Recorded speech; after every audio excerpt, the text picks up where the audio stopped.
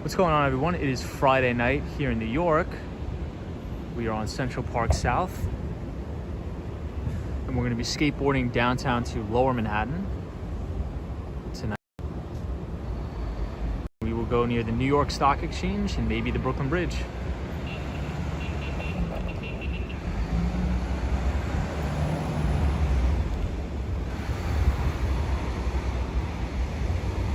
Hey, what's up, sunshine?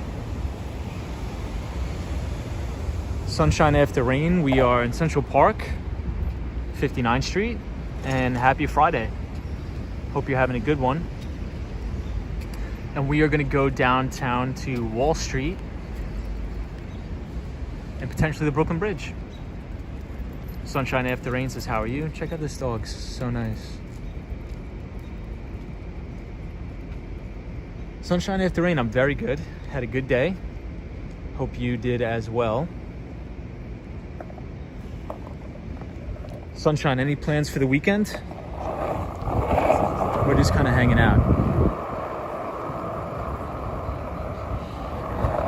I was actually out on Long Island the majority of the day, but I just came back, so I was in Long Beach and then I took the train back to Manhattan. I just got back about an hour ago. Hey, Solo 401, what's up, man? Solo 401, happy Friday, man. Any plans for the weekend? I actually just got back from Long Island.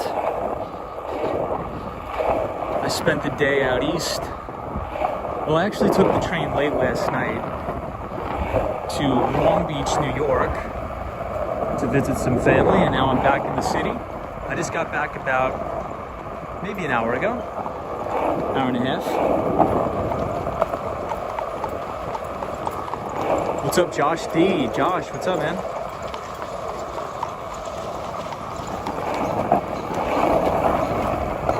Josh, I was talking to you throughout the day. Me and Josh were hanging out today. We're going to be skating down to Wall Street and the Brooklyn Bridge.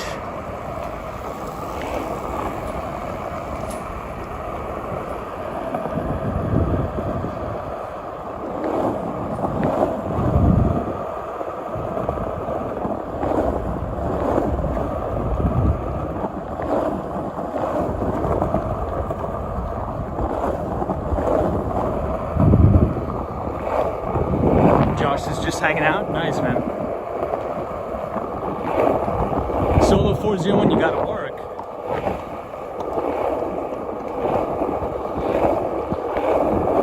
Are you just getting off of work, or do you have to work nights?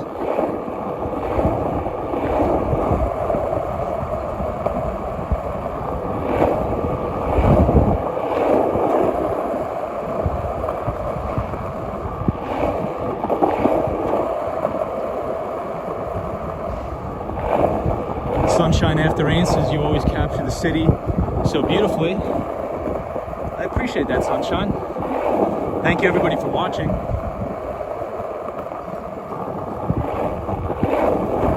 Hey, and we have Dave Jeffrey NF in the house. What's up, Dave? I think Dave is a fairly new member to the channel, so welcome, Dave. Happy to have you here, my friend. Good talking to you, and hope you're enjoying the stream, pal. Very nice to meet you. Solo 401, you don't work the weekend. Okay, well, that's good. Hopefully you can just relax.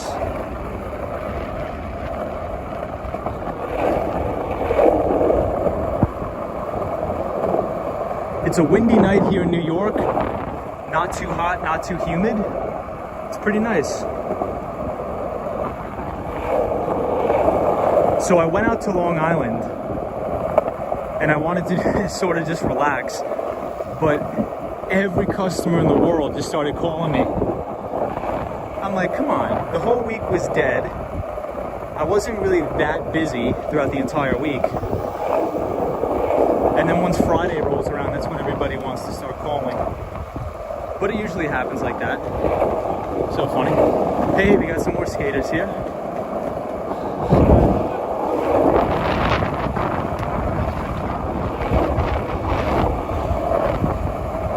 Hey, Lupe, what's up, man? Lupe.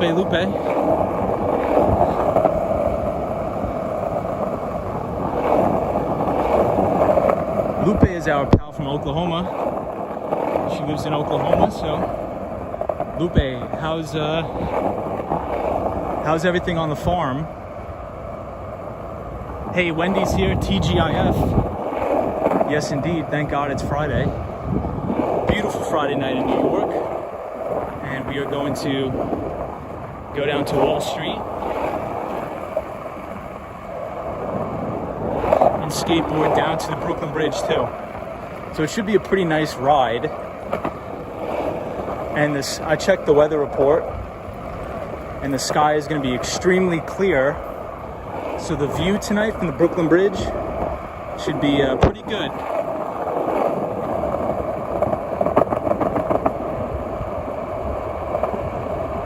Hey, Robert.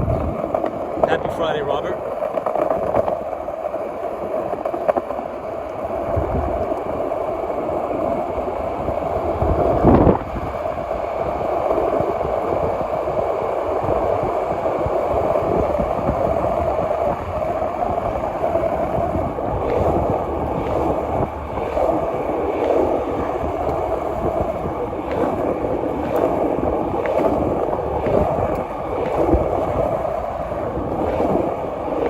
This is one of my favorite spots, so we'll check it out for a little bit before we head downtown.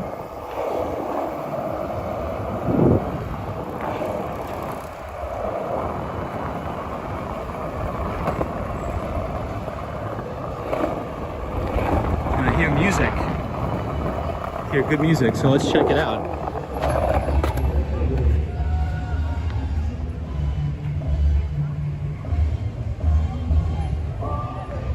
Robert Batista, what's going on? Happy Friday.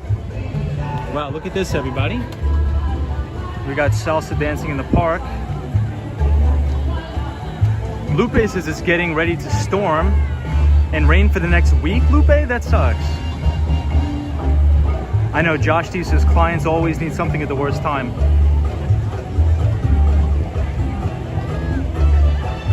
So we're here in Central Park. It looks like they're doing a salsa dancing meetup or a class here at night.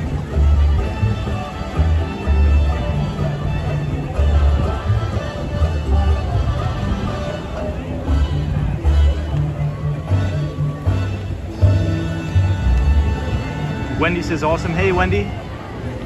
Wendy, I hope you had a good week, and I hope your weekend is very relaxing as well. Lupe says, skate bro, my boy, how's it going? It's going good. I mean, I was on Long Island trying to relax, but we did get a lot of deals done this week, so that's good. And now we are gonna skateboard around Central Park.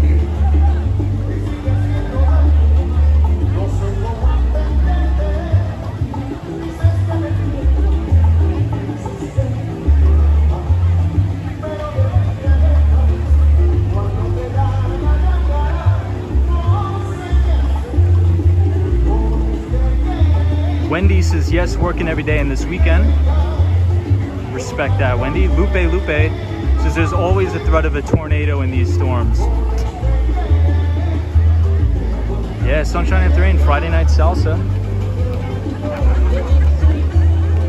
Central Park is beautiful at night. I mean, anybody who's from New York or who's visiting, you gotta come to Central Park at night.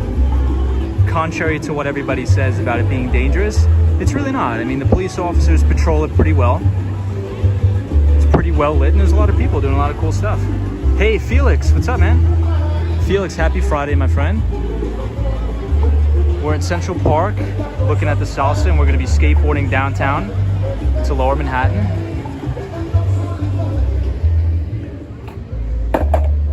So I was also reading, and I was doing a lot of research this week into a new company that's extremely interesting, and maybe I'll talk about it a little bit later. But essentially the company makes medical scrubs. So if you're a doctor or a nurse or a home health aide, this company makes scrubs. So it may not sound that innovative, but the two CEOs, the two founders, are these two women that started the company in 2013 by selling scrubs out of the trunk of their car. And the company just went public on May 27th. And the company, they're making it like a Lululemon of healthcare, and it's super interesting. I'll tell you guys about it later.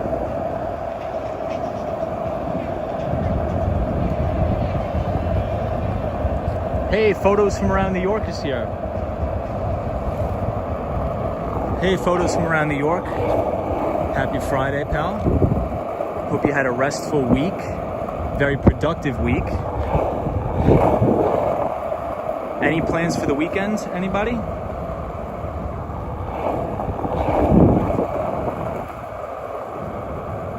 Hey, Confetti Papers is hello from Colorado. New subby, love your channel, learning about the stock market while sightseeing.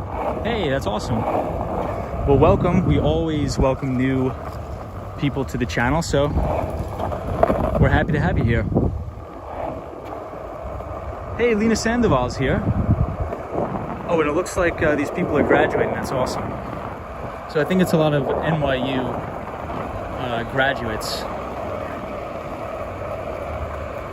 which I give anybody who graduated college or high school a ton of respect, especially this year with the pandemic.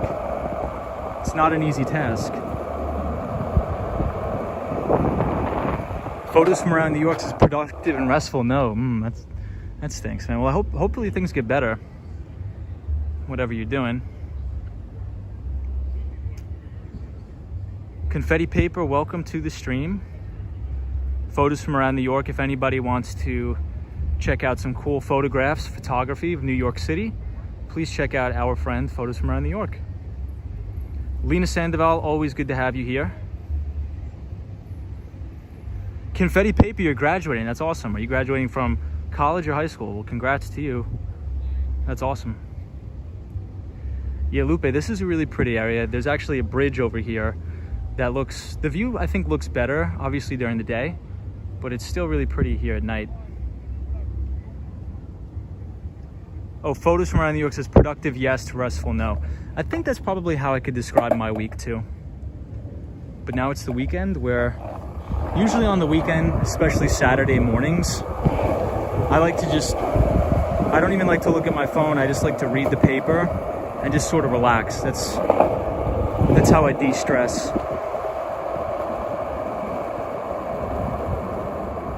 Yes, Wendy, if you have an Instagram, I don't.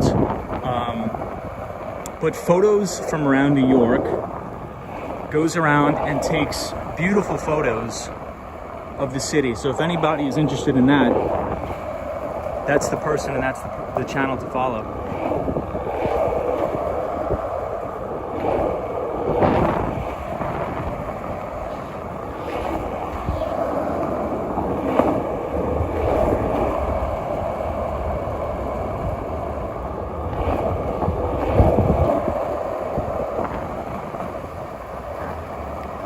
So we've been here a million times, but this is my favorite spot in Central Park.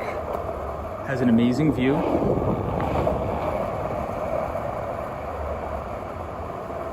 Hey, Lena Sandoval says, I saw Long Island. It sure is different from the big city. Thank you, I love your channel. Oh, I appreciate that, Lena Sandoval. So I was in Long Beach, New York, which is a very nice area. However, it is pretty cold, which I don't like.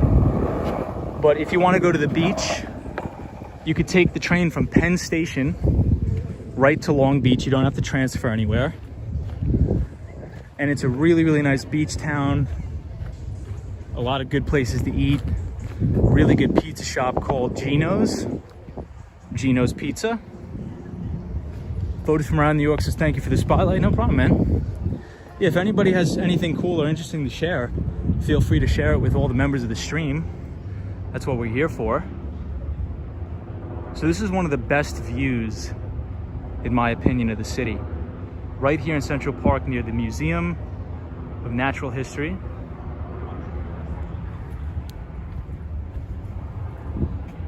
Extremely, extremely beautiful.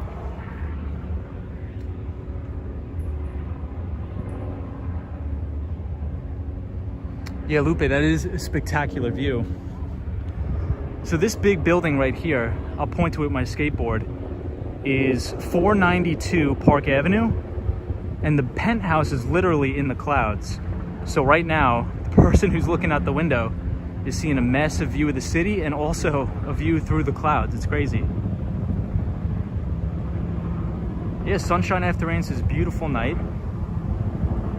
Photos from around New York looks nice with the reflection off the water. Yeah, so photos from around New York during the day, the better view, I always joke about it, it's a better view looking at the water to see the reflection of all the buildings than it is the actual view. Yeah, Lupe says they are on cloud 9. It's a crazy view. So I point this out every time we're on the stream, but I'll point it out again. This building with the sort of orangish gold top is 220 Central Park South. The massive one right behind it is Central Park Tower that just completed construction. This very big bright one is 157, which also includes the Park Hyatt Hotel. This really big one, very skinny, is the Steinway building. And the really big bright one with the sort of star sparkly top is 1 Vanderbilt, which is just finished construction and it's right near Grand Central Station. And the one we all know and love that pretty much has the apartments in the clouds is I think it's 492 or 4 something Park Avenue.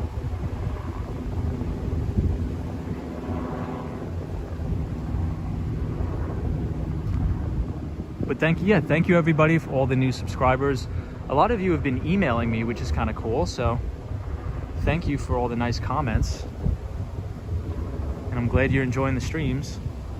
So we'll head out and we'll get on the skateboard and we'll head downtown now to Wall Street and the Brooklyn Bridge.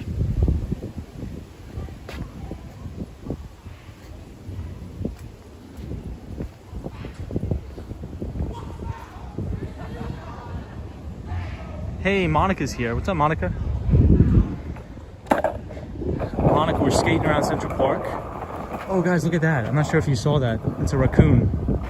That was a big raccoon, too. Yeah, there's a lot of raccoons in Central Park. And they all hide in the garbage cans.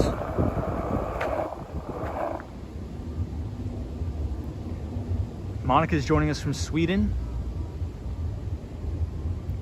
So during the day, if anybody wants to come here, there's always jazz musicians here, and they play really nice music.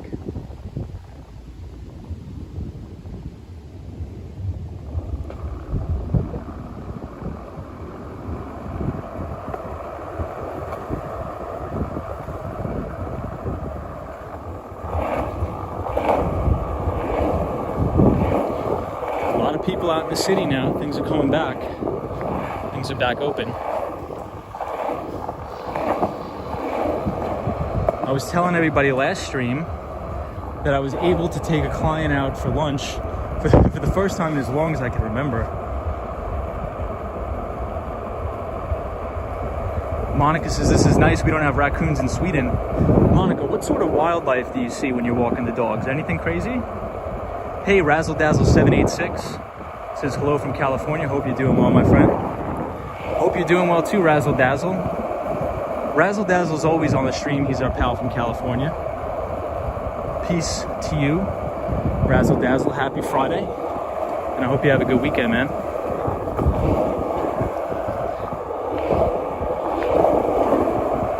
Razzle Dazzle, anything crazy planned for the weekend or just gonna sort of chill out?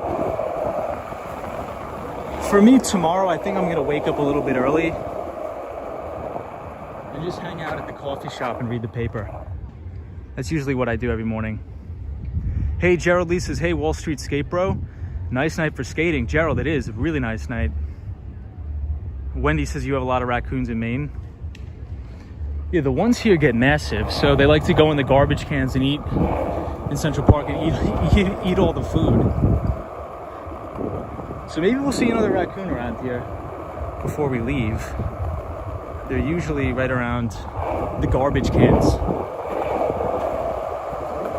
But Wendy is from Maine. I didn't know that. So welcome to our viewer from Maine. Gerald Lee, what's up? Gerald is also a regular guest on the stream. We love having Gerald here. Gerald, happy Friday. Hope you have a relaxing and restful weekend.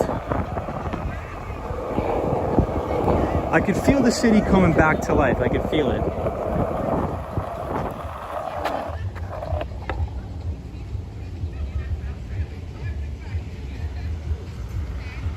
Monica says just people and birds. Wendy says you have porcupines there in Maine. That's crazy. I don't think I've ever seen a porcupine. Monica says just people and birds in Sweden. Razzle Dazzle 786 says I'm going to bike the Golden Gate Bridge. That probably looks breathtaking, Razzle Dazzle. If you have any pictures or videos of that, please let us know. Photos from around New York says Financial Times, Wall Street Journal, Barron's, New York Times. So my go-to photos from around New York is Investors Business Daily. I get it delivered every Saturday, which is a financial newspaper that was created by William J. O'Neill, which is one of the best position size traders of all time. And a size trader is essentially a trader with a lot of conviction that puts a ton of money into a few specific names that have extremely high earnings growth and revenue growth. So William J. O'Neill, but they actually just sold the company to News Corp. And News Corp owns the Wall Street Journal. I believe it's a parent company of the New York Daily News. No, not the New York Daily, the New York Post. New York Post. So News Corp, Fox News, all that. And then I get Barron's. I think I'm going to cancel my subscription to Wall Street Journal because I feel it distracts me a little bit. If I get a newspaper every day from the Wall Street Journal, it distracts me from reading like every single page of Barron's and Investors Business Daily. So I think I need to consolidate and double down my time on those two. And then maybe I'll just go into the store and buy the Wall Street Journal once a week. But I don't think I need it every day. Hey, Zap Allen, what's up? What's up, Zap Allen? We're in Central Park. We're going to skateboard down to Wall Street and the Brooklyn Bridge.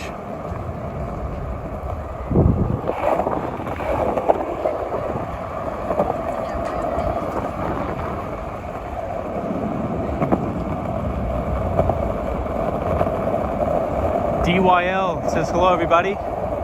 Hey, DYL. Zap Allen, happy Friday, my friend. This is Tavern on the Green, right here. Very popular and very famous restaurant in Central Park.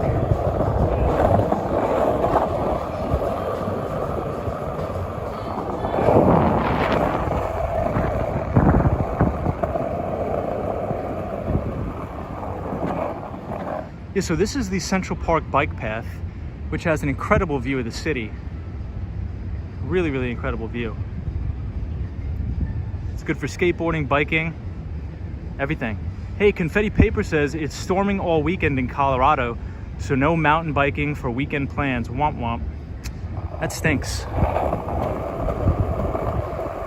Yeah, you know, my biggest pet peeve is when all week it's beautiful, it's sunny out, you know, not a cloud in the sky, and then on Saturday and Sunday it's pouring raining. It's like, well, what's the point?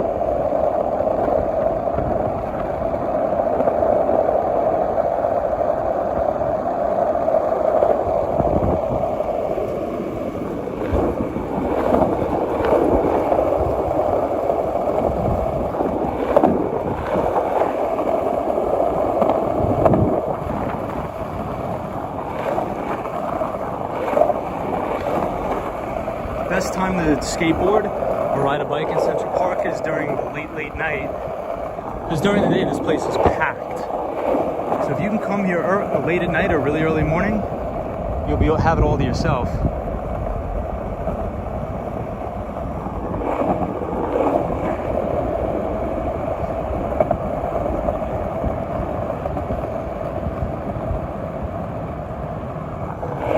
Alright, so let's exit at Columbus Circle.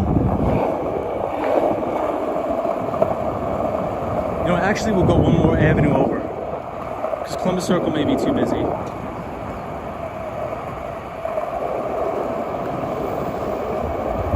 Lupus says, don't run over the raccoons. I know. I would never.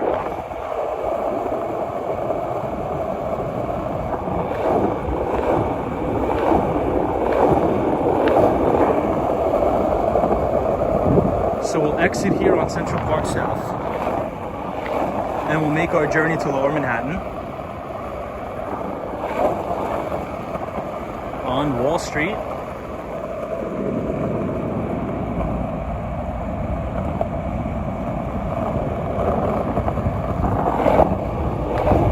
This is where you can get the horse and buggy rides. I've never done it before, but a lot of tourists like to do it.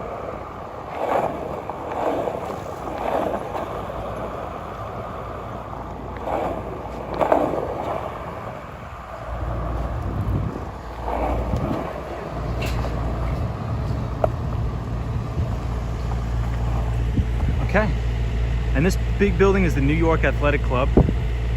Monica says, oh, those buildings are fascinating. Thank you, Monica.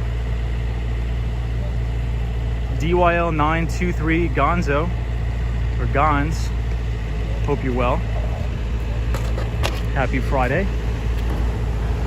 And straight down here, which is 6th Avenue. No, this is Broadway. You can see Times Square right down there. But behind this is the Central Park horses and all that.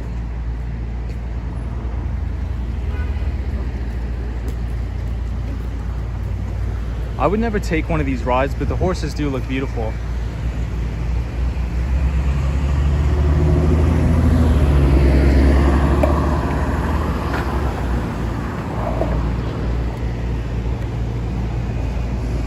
So the Nightbot still isn't complete yet. But for everybody asking me about recommended reading lists, I do post my most recommended books with the Nightbot. So if you guys want to check them out, these are very helpful. And pretty much every book on there is written by the best investors on the planet.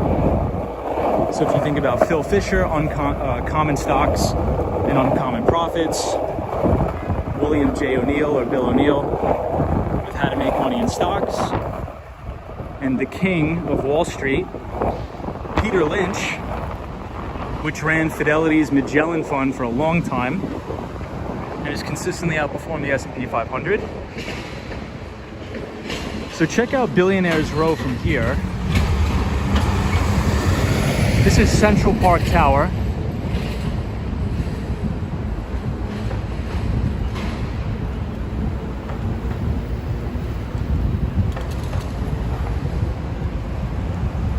And 57th Street is what you call Billionaires Row, where they're ultra luxury apartment complexes that are overly expensive.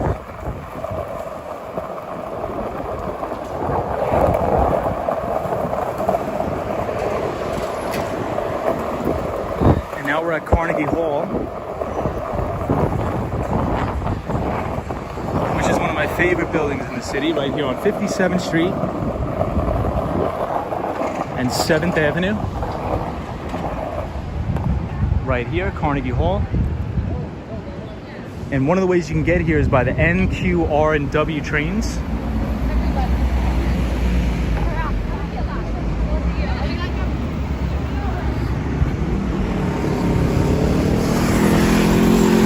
And this building right here is 157.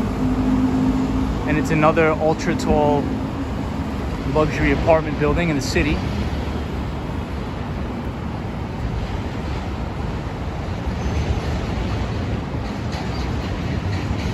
right across the street from Carnegie Hall.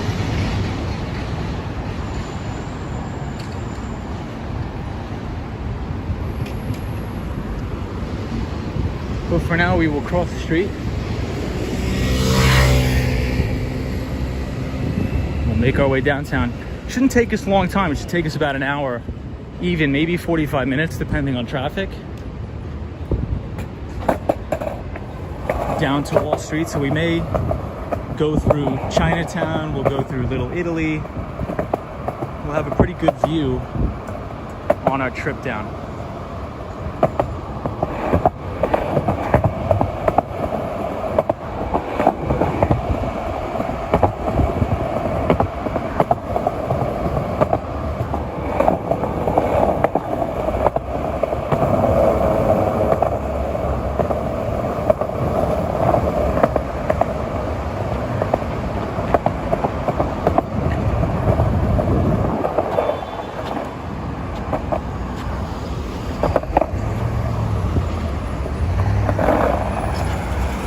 So right in front of us is Columbus Circle, 59th Street Columbus Circle. But we are right here on Billionaires Row at the Nordstrom building. Hey Savannah, SSO, what's going on? Yes, Monica says, guess that apartment at the very top is expensive.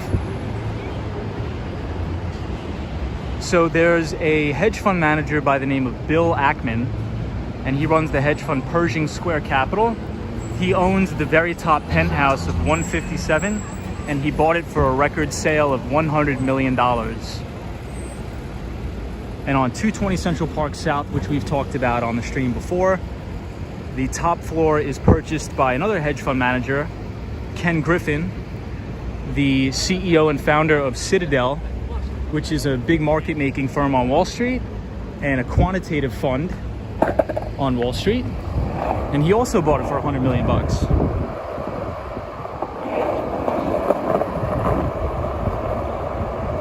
So I appreciate everybody joining the stream. Thank you so much to all the new viewers. A lot of you have been emailing me very nice things.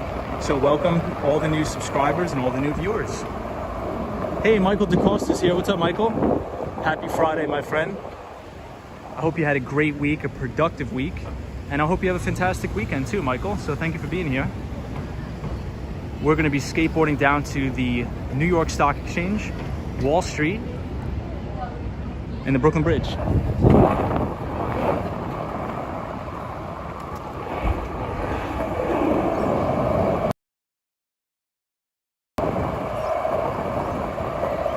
Savannah's here. Savannah, happy Friday.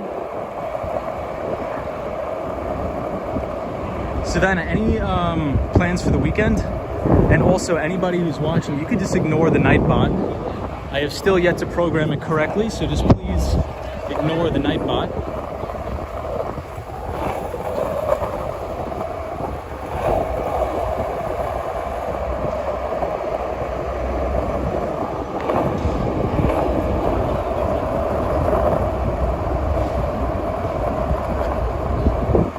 This is the Late Show with Stephen Colbert.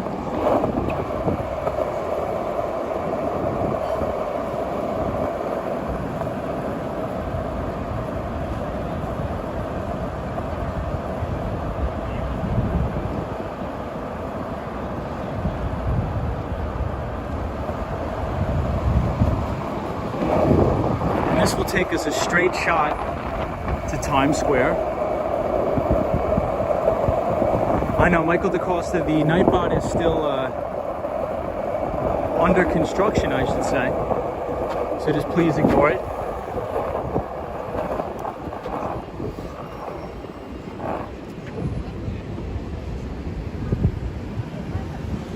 Yes, Savannah, you could just ignore the Nightbot. I've still yet to program it correctly. But this hotel here actually has a very nice rooftop. I've been there once on a work outing.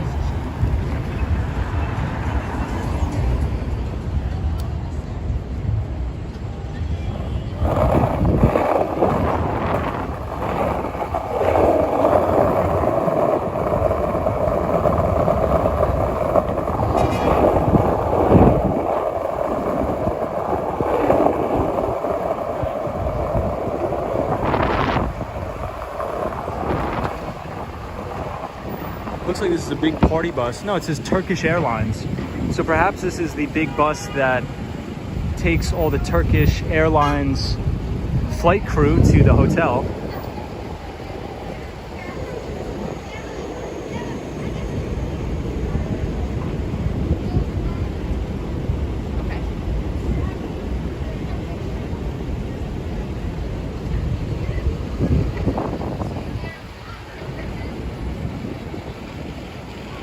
So I think we could actually go, but I think this guy's just blocking the road.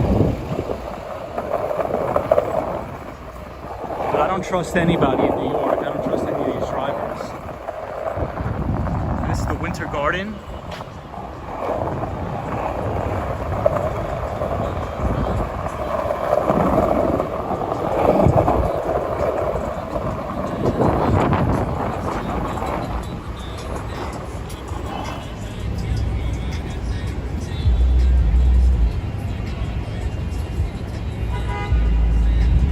Busy night in New York. There's a ton of traffic. Everybody coming into the city to hang out on a Friday night and party pretty much. A lot of traffic here in New York.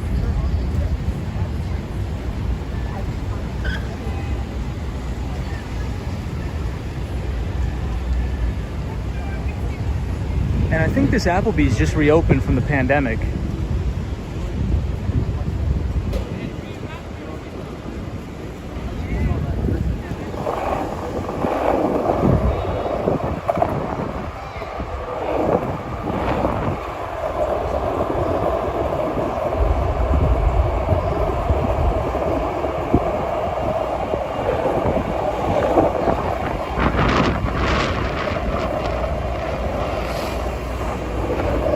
Wow, look at all the traffic backed up here. Crazy. This is what the city looked like pre-pandemic. This is wild. This is a big throwback here.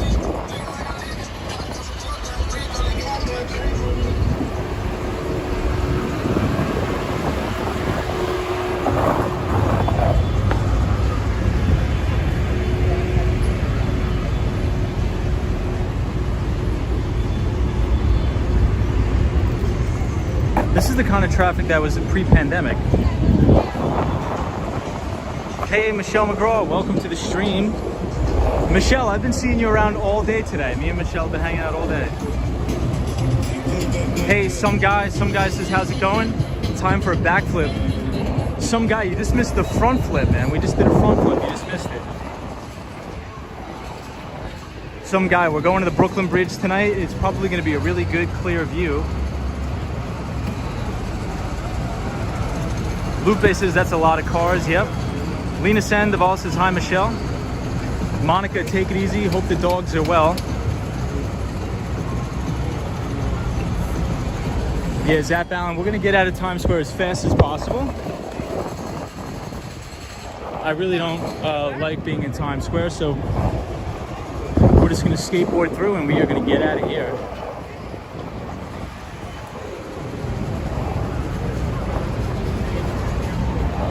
But it looks like they closed the road down for some reason. Andrew, what's up? Andrew, I've been seeing Andrew all day today too. We've been hanging out. Andrew is our pal from Australia. I don't know what's going on here. It looks like they closed down the entire road, so maybe we'll get a pretty nice view skateboarded right down the middle of Times Square.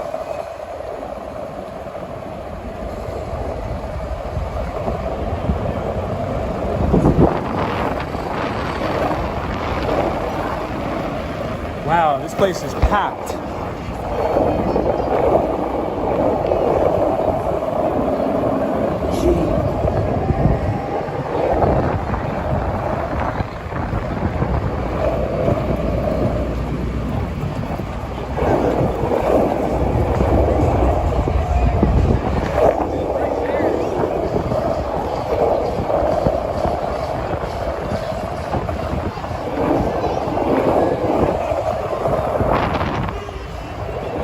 This place is wild.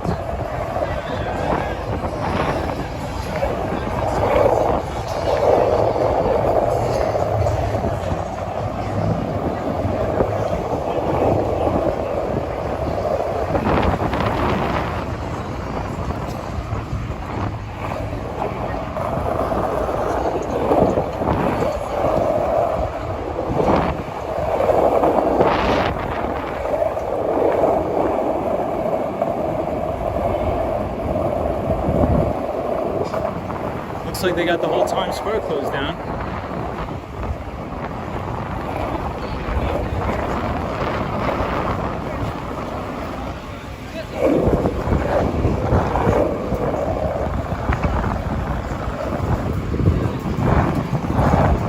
All right, everybody, say goodbye to Times Square.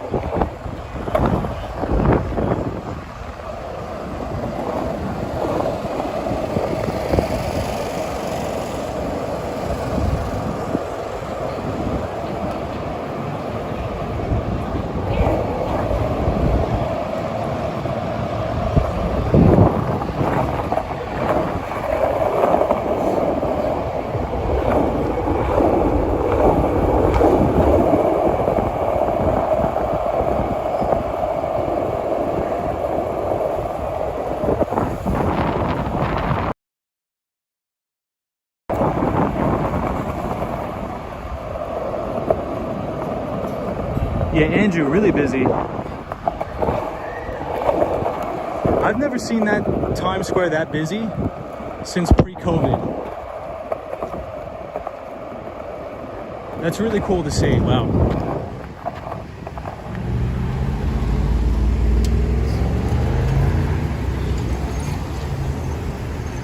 Yeah, some guy says I'm walking here. Yeah, Lupe says it was wild last night on Fernando's stream. Hey, JL, what's up, JL? JL, long time no see. Hope you're well, my friend.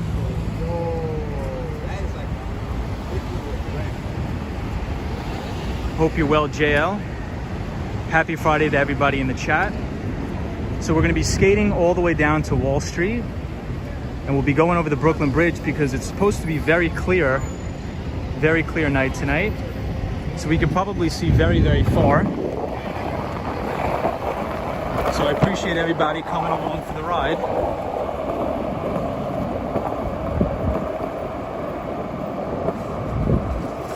Andrew says,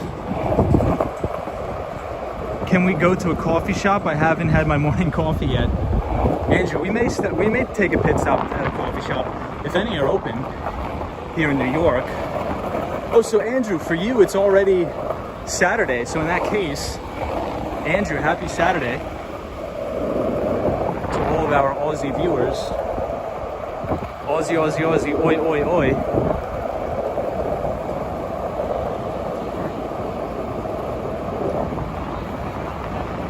Thank you, James Tobar, for subscribing to the channel. I just got your notification. Thank you, James. JL says, got a relative in the hospital that's not doing too good. That's what I've been doing for the last 2 days. JL. Well, JL, I wish your family a lot of peace, and I hope, they recover, and I hope, they're going to do fine. So sending positivity your way, my friend, JL. I'm sorry you're going through that, JL, but you have my support, and I'll keep you guys in my prayers for sure. Andrew says 11:52 Saturday morning. Love that.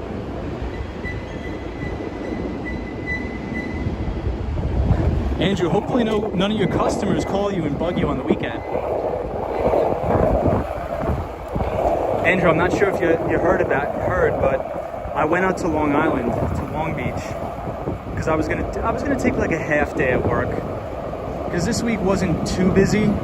Thursday was really busy, and then right around 3:00 p.m., all of my clients just start hammering me at the same time, calling me about this and that. I'm like, oh my God, Friday at 3:00, but it's all right, we got it done. Hey, Patrick, New York, I've also been talking to you all day today. We got a beautiful view of the Empire for our pal, the Swan. And Macy's are putting up more decorations. I don't know if it's for the 4th of July or what, but it's beautiful here. So we'll take a little bit of a pit stop here. Patrick, New York. Hope you're well, my friend. Happy Friday. Any plans for the weekend? Hey, NYC Cherry Group. Does Wall Street Skate Bro do wall rides? We do. NYC Cherry Group, happy Friday. Cherry Groove, any plans for the weekend? Any notable restaurants you're going to? Anything you're going to try out?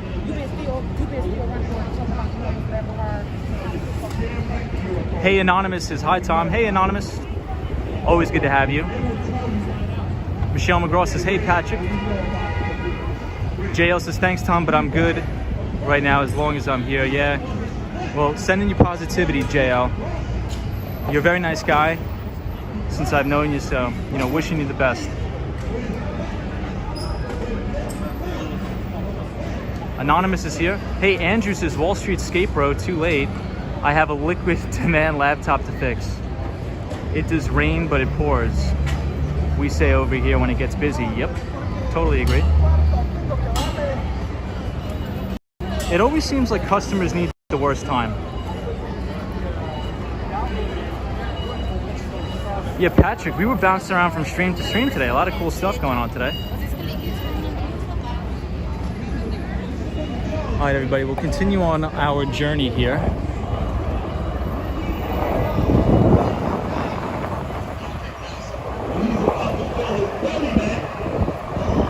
And these are the Israelites that are always out here. They tell everybody that, I don't know, these guys are a little bit, these guys are all right.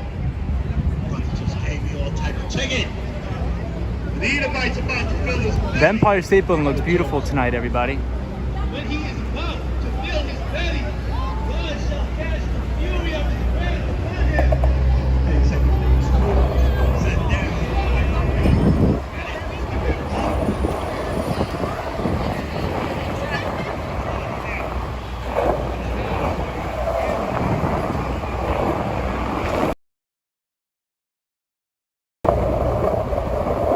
Some guy, yeah.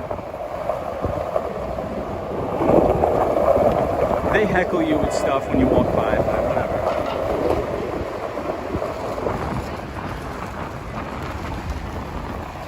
Alright, so we're at West 32nd Street, and this is near one of my favorite places in the entire city, Koreatown. So if anybody's here in Koreatown, please check out some of the restaurants. You gotta check out Take 31, which is a great Korean restaurant. Patrick New York says, wow, you're at 320 subs now. Really? That's crazy. Well, thank you everybody for joining the channel. Hopefully you like the different perspective of skateboarding around New York. You guys are very fun to talk to. So we're gonna attempt to cross the street without getting nailed, without getting knocked off.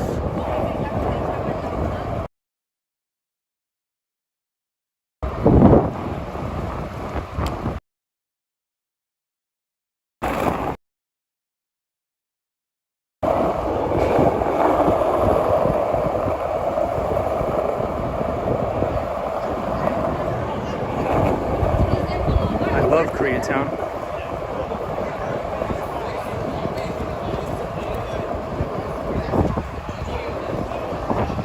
So Koreatown is on 31st Street.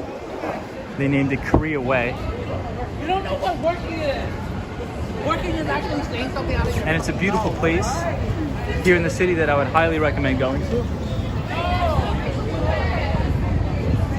And it seems to be pretty packed tonight. NYC Cherry Groove says, hey Tom, I was watching videos on a specialized electric board called Summer Board, which is more than 4 wheels. Really? Let me screenshot that, NYC Cherry Groove. I'm gonna check it out. Frogger mode engaged. Yeah, I mean, I just don't trust any of these drivers in New York. They're way too crazy. I don't trust them. It's always, as Action Kid would say, I don't trust these guys. It's better to be safe than sorry. So, hey, Daniel G is here.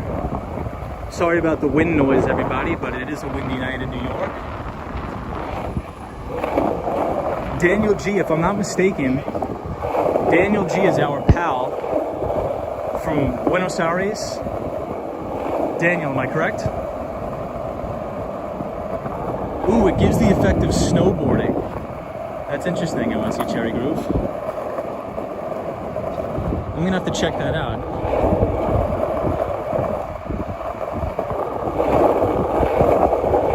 We have a pretty diverse viewership here tonight. Yeah, photos from around New York says drivers in New York City are not great. I think that would be a little bit of an understatement. Photos from around New York. But I just always like to be careful as a pedestrian slash skateboarder. Yes, Daniel G. I'm right.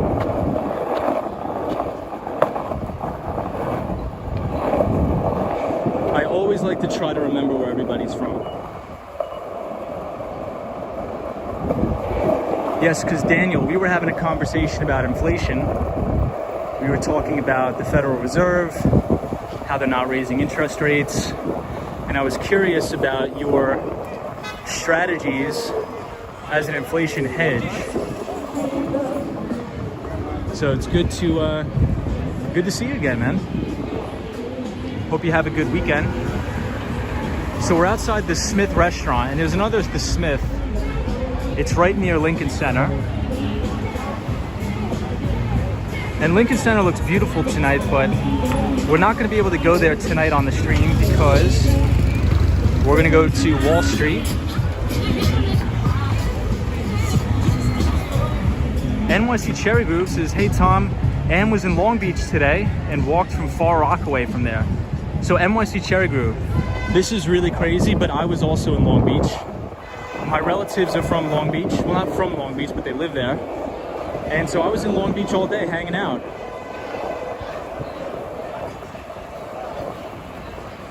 And I took the 7:40 train from Long Beach to Penn Station. And then I had to do a little bit of work, and then I jumped on the stream. And now we're here. So it seemed like a lot of people were in Long Beach tonight. The outdoor dining looks great. You love to see it. You love to see the outdoor dining.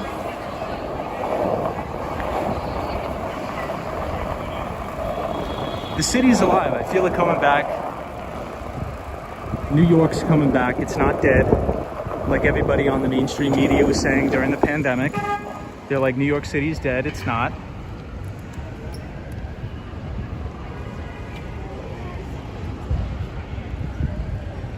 Hey, Confetti Paper says, Tom, what's your second most fave NYC memory? My second most fave NYC memory?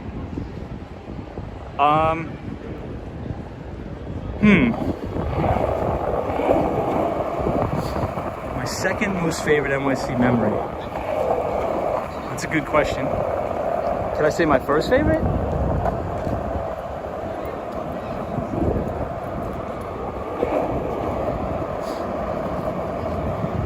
Okay, my second favorite memory was just commuting into an office every day. Because once the pandemic hit, I thought it was going to be the greatest thing ever, working from home, but it's not. There's nothing like working in an office with all your coworkers, grabbing a cup of coffee and just hanging out during your lunch break and meeting clients. So that's my second favorite NYC memory. Hey, James807, what's up, man? James is here again. James says good evening and be safe on the streets tonight. Thank you, James, that means a lot. I will be safe. We're mainly safe crossing the street because I don't trust any of these cars, even though I have the right of way. See, like this guy, blue red light. See, if I would have went, I would have got clocked by that guy. That's why I always wait so I don't get clocked. I'm telling you guys, these people are nuts. And look, he blew the red light to go sit at another red light. Like, what's the big idea, pal? This guy's nuts. It's not safe, guys. Not good. All right, so we will.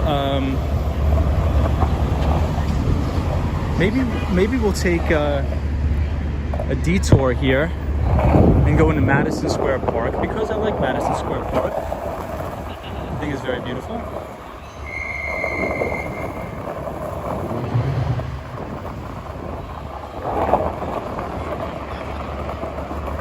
But I get it. Everybody wants to go outside and drive fast, all that crazy stuff. So we'll take a 10-minute break in Madison Square Park, and then we'll continue our journey down to Wall Street and the Brooklyn Bridge.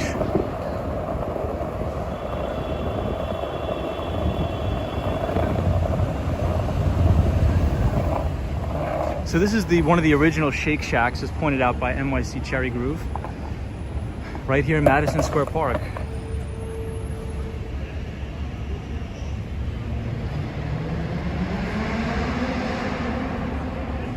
Some guy says hop in that limo.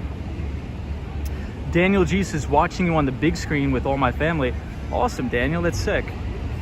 Well, I wish your family well, and hopefully you guys can make a trip to New York City sometime soon. So greetings from New York to Argentina. Patrick, New York says I have a lot of friends in Long Beach.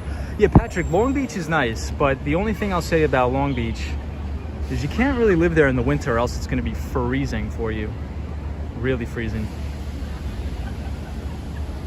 Photos from around the... Oh, sorry, I missed NYC Cherry Groove's comment. Sorry, Cherry Groove. Cherry Groove says Long Beach might be the nicest beach in New York with white sands. I agree, but there are some better beaches. So NYC, have you been to Tobay Beach? So Tobay Beach, I believe only residents of Oyster Bay in Nassau County are allowed to go to Tobay Beach, or else I think you have to pay some crazy fee. But it is really nice at Tobay. It's near Jones Beach, in between Robert Moses and Jones Beach. Photos from around New York, what's up? It says NYC has made some ads to bring tourists back. That's a great idea. That's a great idea. Hey, Gerald. What's up, Gerald? Gerald Lee says the energy of the city is back. So glad to see that. I agree, Gerald. Even just skateboarding around Times Square, Central Park tonight on a Friday, night and day difference between the pandemic. Night and day difference. And look, I'm a positive person, and I told all of my friends, like everybody, all my friends were like, New York's not going to come back. This was during the height of the pandemic. And I'm like, don't underestimate New York. New York always comes back. This is the greatest city in the world, the most diverse city in the world. It always comes back. It doesn't matter who's mayor. It doesn't matter what pandemic it is.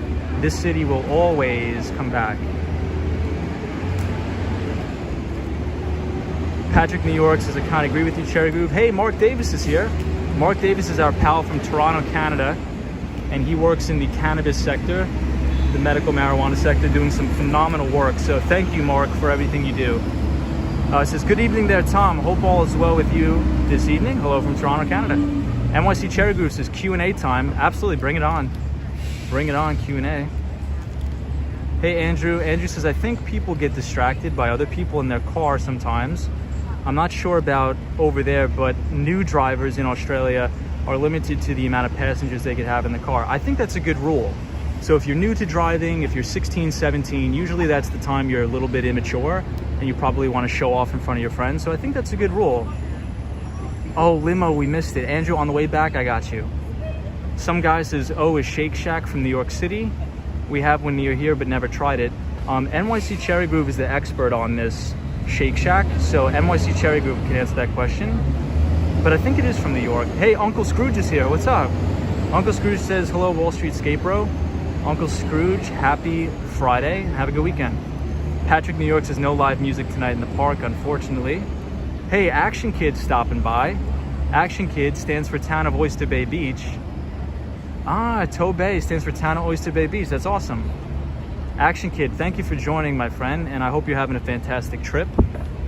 Action Kid is currently outside of New York City. Thank you for joining, Action Kid. We're just taking a little bit of a break before we skateboard down to the Brooklyn Bridge and Wall Street. NYC Cherry Goose says it's understandable to run a red light when you're texting and driving. Could totally give him a pass on that. Hey, Lena Sandoval. Yeah, Patrick, New York says there's a lot of private beaches on Long Island. Honestly, the Rockaways is a great beach too. If you don't really have to venture all the way out to Long Island to get a good beach. Patrick, New York says, hey, AK in the house. What's up, Action Kid? Yes, what's up, Action Kid?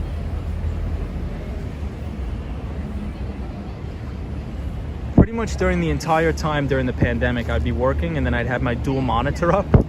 And I probably consumed like, 7 days straight worth of watch time on Action Kid's channel. Just chilling in my apartment, working and having him up on the other monitor. As long as all the other streamers too, with them.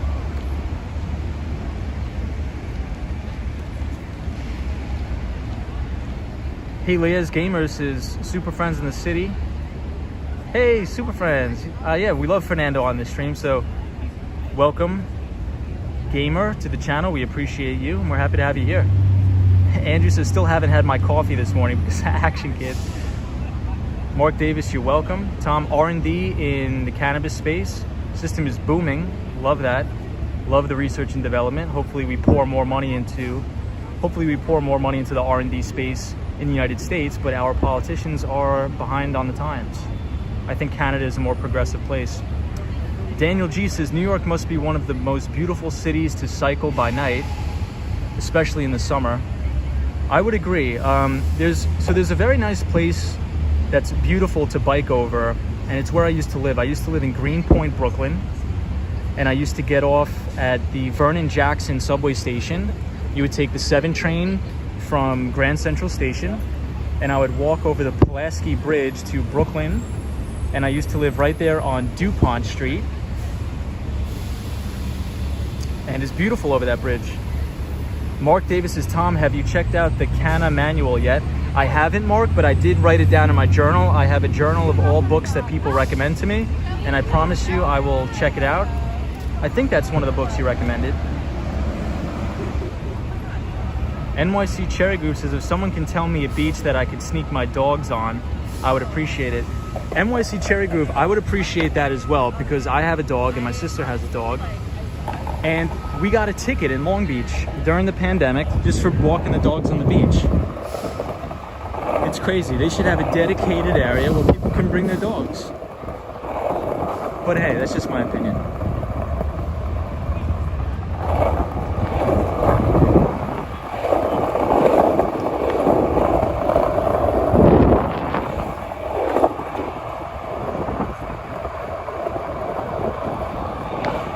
Madison Square Park is a beautiful park.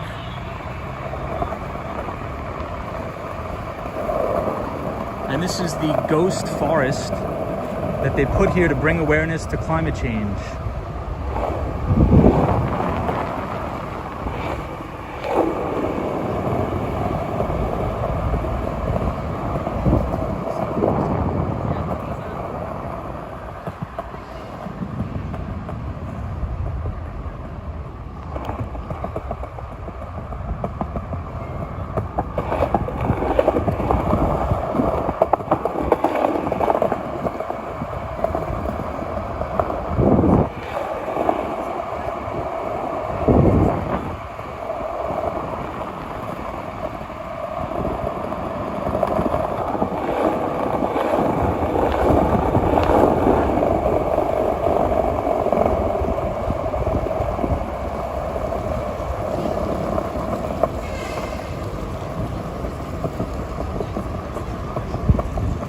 This is a nice dog, Cherry Groove. It's a beagle. I have a beagle too.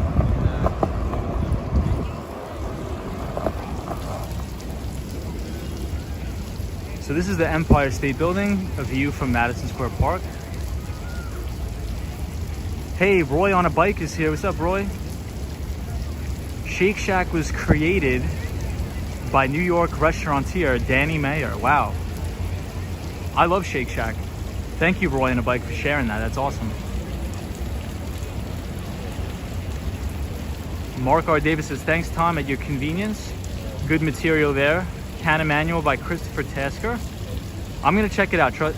I read so much. I probably read like 3 or 4 hours a day.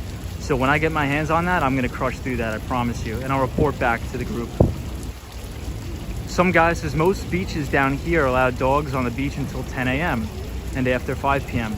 Yeah, I think the main problem in New York, and I'm not trying to say anything negative, but I think the majority of people would let their dogs go to the bathroom on the beach and would not pick it up.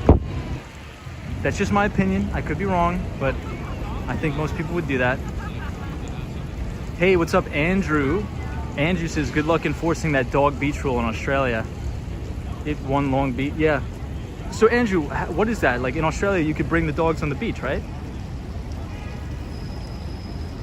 Roy on a bike says, Meyer is probably the best known restaurateur in New York City. He's also written a highly regarded book. What is the book? Oh, Lupe, you have a cat. NYC Cherry Groove says, Tom, what made you leave Greenpoint? What made me leave Greenpoint is the pandemic. So once the pandemic hit and everybody was having a mass exodus from the city, I'm like, oh my God, I could probably score a fantastic place for practically pennies on the dollar. So I broke the lease and I got a really, really nice place that can double as an office in Manhattan. And it's technically listed as commercial space. So it's 100% legal and regulated by the state of New York to be used as an office space. So not only did I get cheaper rent in a nicer place, technically I really don't pay for it due to the tax write-off.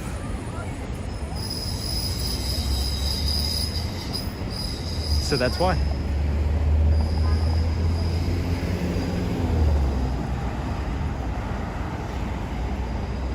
How hard is it to keep a dog? My mom likes dogs and my sister does, and I love my dogs too, and it's good to have around people. My grandmother likes the dogs too, so it's not that hard. Nice. Patrick NY New York says, nice move, Tom, to move to the city during this time. Hey, GoPro 97. What's up, GoPro 97? Says, I hate you. Thank you, GoPro 97. Thank you so much. Appreciate you being here, and I hope you have a good day. Hope you have a good weekend, my friend. Thank you so much.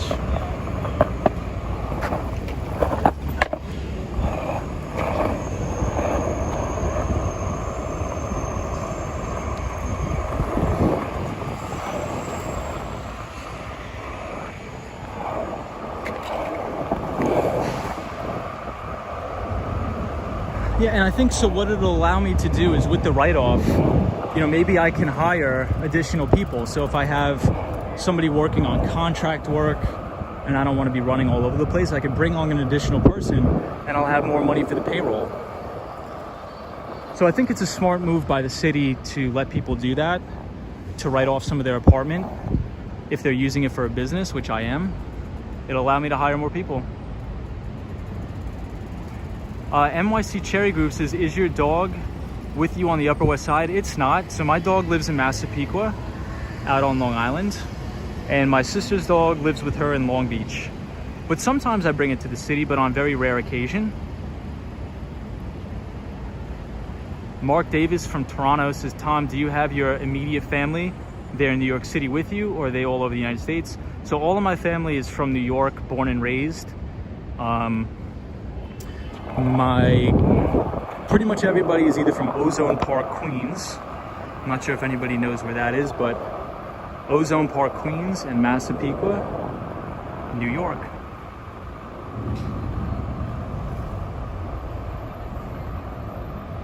Some guy says the trolls are out. That's okay. People are just trying to have fun. We appreciate GoPro 97, and we're happy to have him here.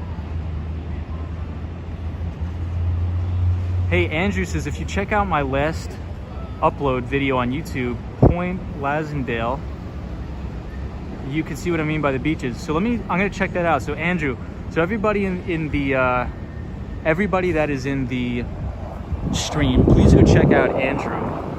He posts some videos around Australia, and perhaps we could see some dogs on the beaches of Australia. So everybody, please go check that out. I know I will. So thank you for sharing that, Andrew. We're on 23rd Street, and we're gonna make our way down to the Brooklyn Bridge. So it'll be a good night to get some exercise and sort of hang out.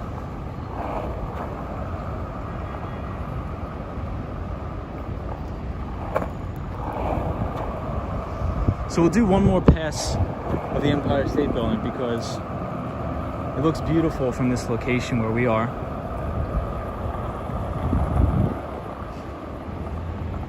Beautiful night in the city.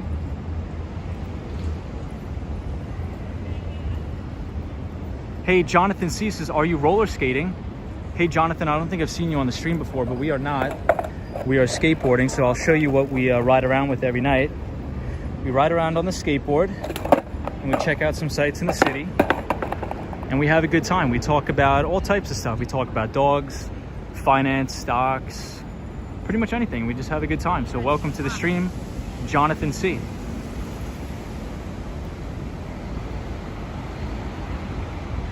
Michelle McGraw says I would be lost without my dogs. Michelle, same here. But the good thing is, you know, it's only a train ride away. I was out on Long Island today, so I see my dogs all the time. But I agree with you, Michelle. I'd be lost without my dogs too. Hey, insurance practice exam says hi, Wall Street Skate Bro. Nice to see you. Nice to see you too. Insurance practice exams. That's interesting.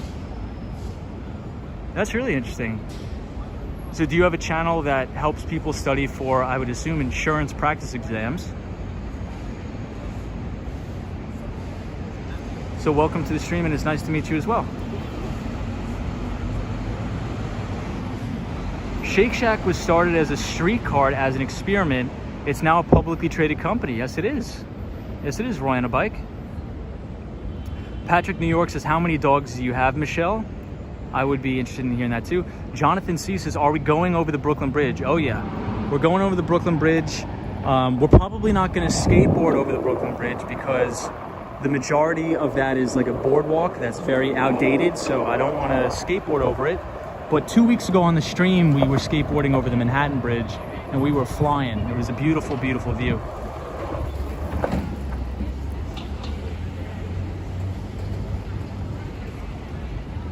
Oh, Michelle McGraw says, I have 2 dachshunds. Those are those hot dogs. I love that. Michelle McGraw, that's awesome. Hey, Zap Allen says, I told you, Tom, the more popular you get, the more trolls we'll get on your live stream. That's okay. I mean, I don't take offense to it. I mean, that's all right. I hope everybody has a good weekend, and I hope everybody's having a good Friday night. How about that? Some guy says, did you get a chance to check out that app yet? I didn't. Some guy, my gosh, I'm terrible. I have to check it out though. Jonathan C says, cool. Hey, Out and About. What's up, Out and About? Out and About is our pal from Toronto, Canada. Our other friend from Toronto, Canada, and she makes incredible videos of biking around the city of Toronto. So if anybody's interested in virtually visiting Toronto, Canada, please check out our moderator, Out and About.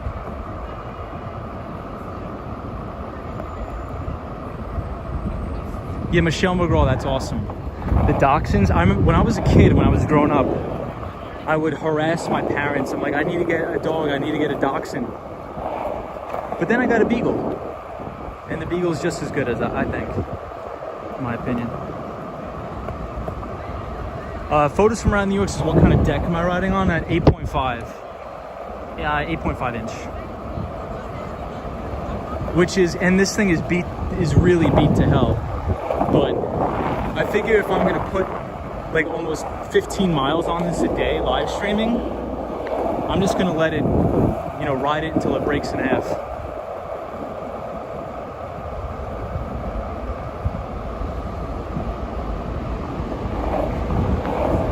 NYC Cherry Group says, hey Tom, make Andrew a moderator so we can post the link. Sure, let me do that. So once I get to Union Square, I'm gonna do that. So I'll read all the comments, I'll catch up on the comments, and I'll make Andrew a moderator once we get to Union Square, which is in a couple blocks here.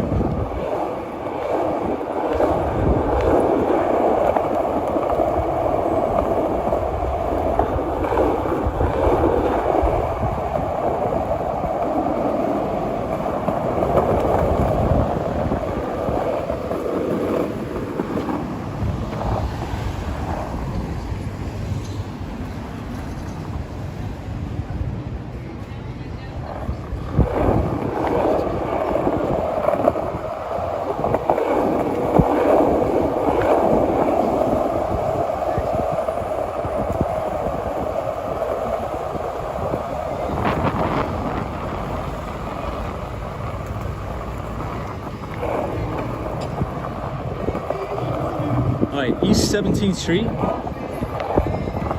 Union Square. Oh, this guy's good. And we also got a guy singing. All right, so let's make Andrew moderator. Please stand by. How come I can't find Andrew? Okay, Ed is a moderator. All right, Andrew, you're good to go.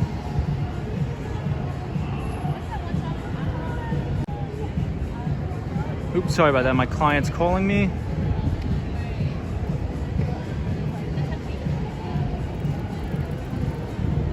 So we're here at Union Square.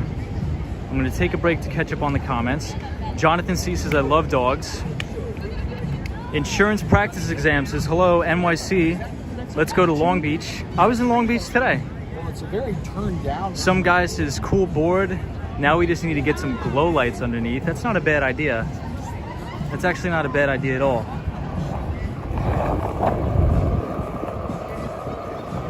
I think it'd potentially be a lot safer. Jonathan C says he just subscribed. Oh, thank you, Jonathan. Welcome to the channel. I hope you're enjoying the live streams.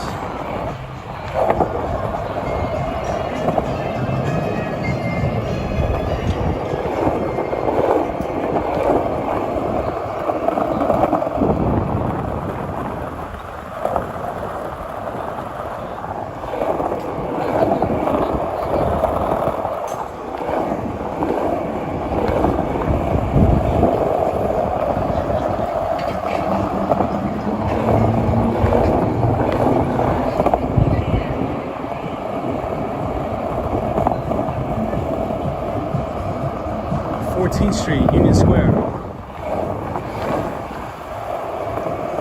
LNQRW 456.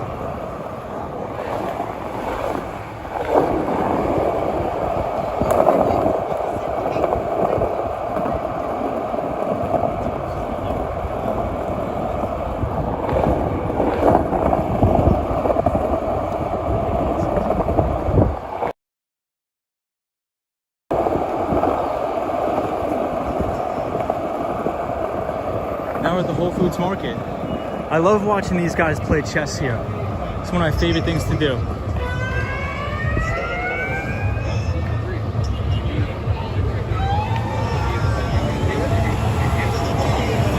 Pretty lively night here in Union Square. I received that salvation, and my testimony, I have several. Really, the most personal one to me is when I met God. So I had a dream, and in the dream, God revealed himself to me, his character, his personality. Roy on a bike says, Tom, if Tom rides by the Union. Hey, Destiny, what's going on, Destiny? He still had that challenge for me in my Destiny's life in here. say, all right, Roy on a bike says, Tom, how is your GoPro mounted? I'm not streaming with the GoPro, I'm streaming with my iPhone. Now I'm just visiting, but I had this dream. I was walking in New York City, and then it's kind of one of those dreams where you're aware, you're totally there. Insurance practice exam says, thank you, Wall Street. I will see you sometime. I will see you too. And when you feel the presence of Hey, God, Destiny Calderon is here. Says hi, everybody. Hi, Destiny. God took me into a space. Hey, out and about. Hey, Lena Sandoval. And there was nothing there except God, but God filled the entire So thing. Roy on a bike says, if Power Tom and rides by presence Union Square of Cafe. love of God. That was Danny So our God Myers. is an all-consuming fire. Those who receive, Danny Myers, God what? receive that love, that joy. Oh, Danny Myers' that, first into restaurant, their wow. hearts, into their souls, and it changes them. It allows them to become a new Hey, person. Andrew, thank you for We sharing are that. So people please, who everybody, accept go click the link. And repent of our sins, be baptized. So NYC Cherry Groove says, folks, if you go to my channel, you will see a dachshund dog playing with one of my dogs. So everybody, check that out too. Check out our pal NYC Cherry Groove. I knew the plans that I had for you, and I later read this in Jeremiah 1. If you go to my channel, One Slow Bro, you see my some guy trying to ride a bike. Insurance practice exam says, you are awesome, Wall Street Skate Bro. So I appreciate it. You're awesome as well. Thanks, pal. Yeah, Union Square is packed tonight. So it looks like this is some sort of protest. Jesus died for your sins, arose from the dead, saves from hell, will return. All right, all right. Yeah, I mean, this during the lockdowns, you would never see this during the pandemic. God kind of revealed that The phone is mounted on a gimbal, just a basic gimbal that I bought off of Amazon. How does one become a mod? I think I just have to make them a mod. We got another skater here. Yeah, so Roy on a bike, the Union Square Green Market will be in full swing tomorrow. It's going to be packed.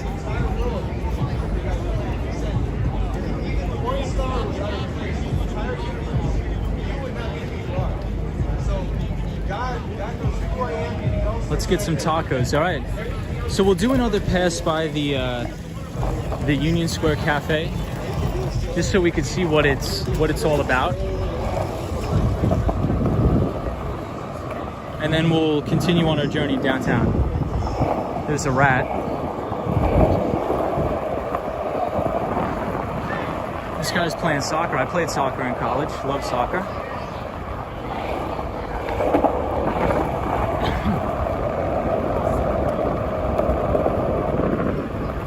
Hey, Confetti Paper is our new pal, our new viewer. She says, I have not watched the movie Kids.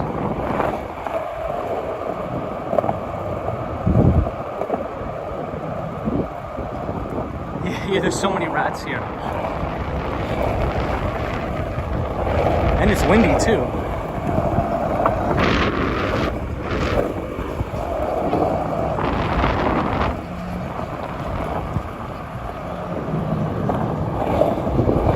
Alright, so here's the Union Square Cafe. I believe this is it, right? It's called Freehold now or something.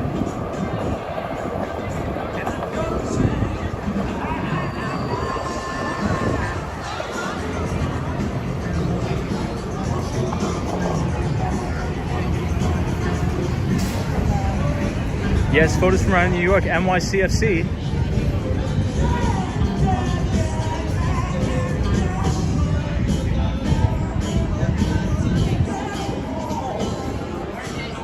Confetti Paper says it's a skateboarders in NYC. I recommend it for a Sunday afternoon. Oh, it's about skateboarders in New York City. Oh, I'm gonna check that out for sure. Love NYCFC.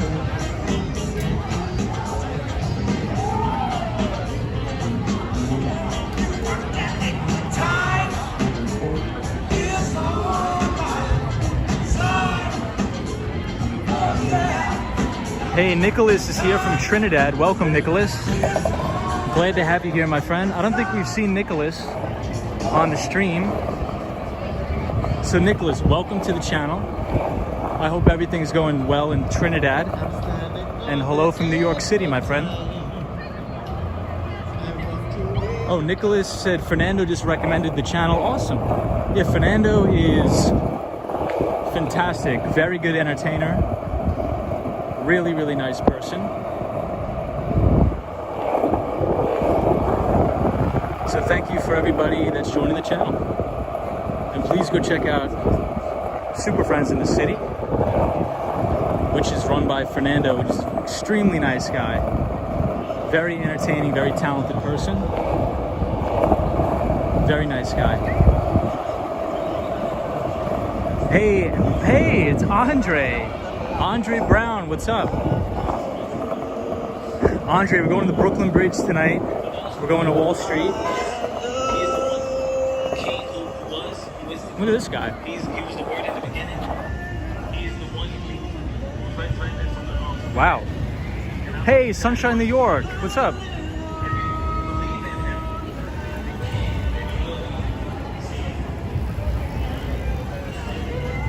What's up, Sunshine New York?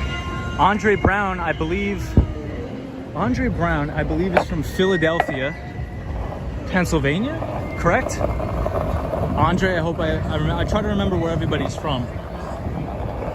So I got that correct, right?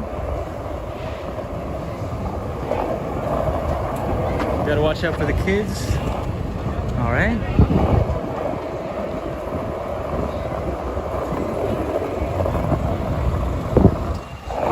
See, if you're riding a bike in New York City or if you're skateboarding, you have to watch out for the pedestrians, because even if they walk out in front of you, they always come first. You always have to be responsible as a cyclist or a skateboarder. It's your job, your responsibility to watch out for all the pedestrians.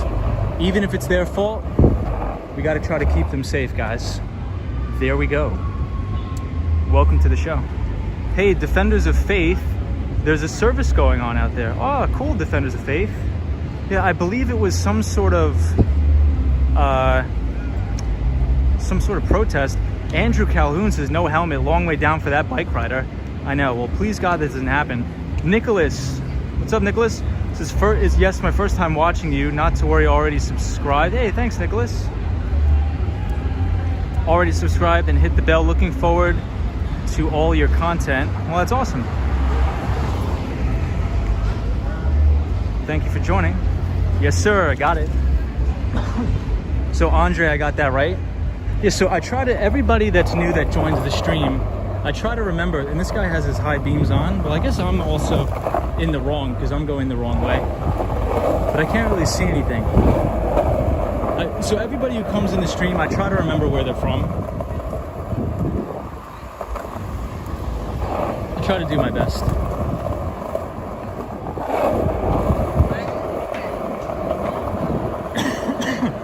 So if you're talking about getting tacos, this is a great place for tacos right here on East 12th Street. Excuse my coughing. Whenever I smell weed, I start to get like an allergic reaction to marijuana. I don't know why. Not really. I mean, it's just me personally, but I think marijuana is great. It's fantastic.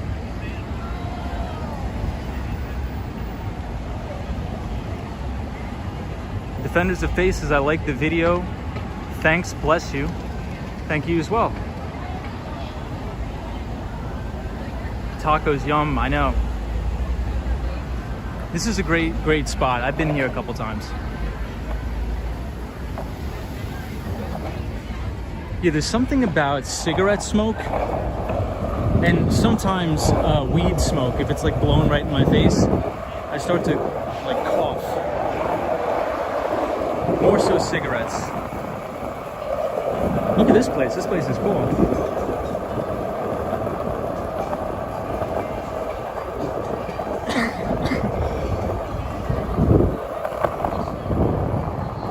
So right in front of us, you can see the World Trade Center. That's where we have to go.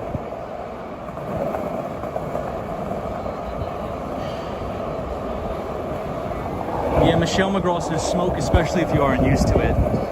Agreed. Andre says, well, if you get the munchies.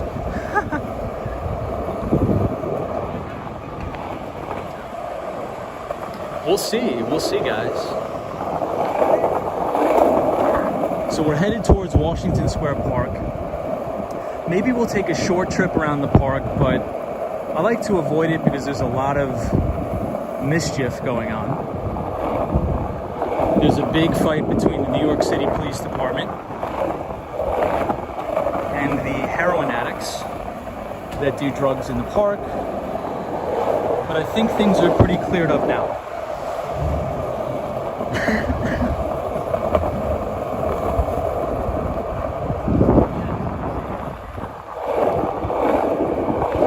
Hey, Fernando. We're skateboarding to Wall Street, the Brooklyn Bridge.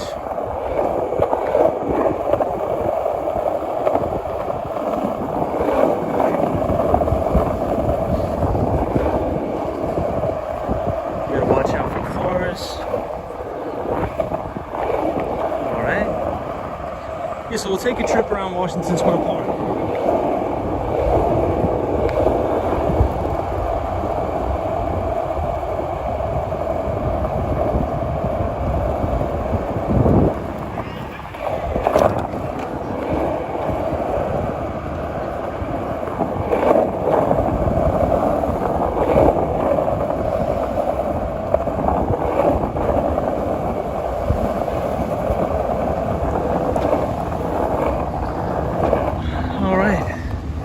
We're here at NYU, New York University, and Washington Square Park.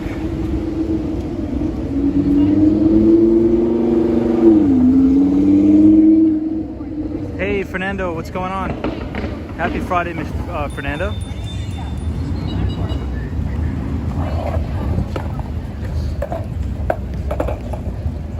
So we're here at the entrance of the park. We'll take a little trip around.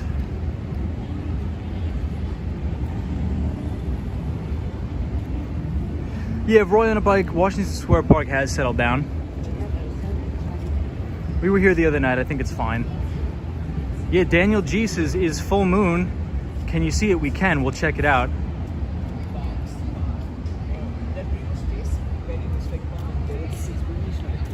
Hey, Filler, what's going on? Really? I pretty much finished. All right, so here we go. We're going into Washington Square Park. Things are settled down. This is one of my favorite parks in the city. Very lively, very crazy. A lot of unique people. And thank you to all the new viewers and all the new subscribers. I appreciate it. So if you enjoy this type of content, skateboarding around the city, feel free to subscribe.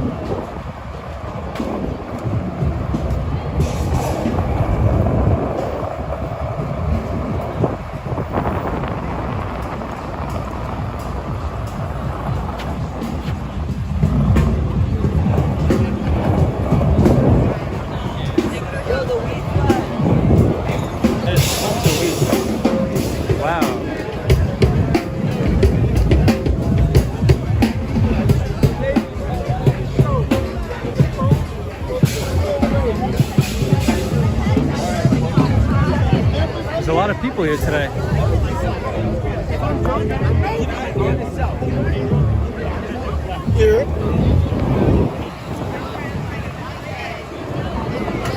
Wow.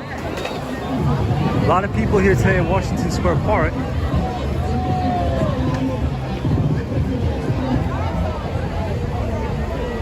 Yeah, confetti paper, a lot of people. Weed park. Yeah, I smell so much weed.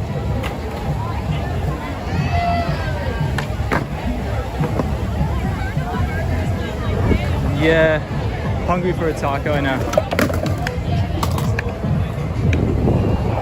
So here is the back side of the park where everybody does the most drugs. But it looks beautiful tonight. Everybody's just having a good time. There's nothing going on, nothing too crazy. But it's nice.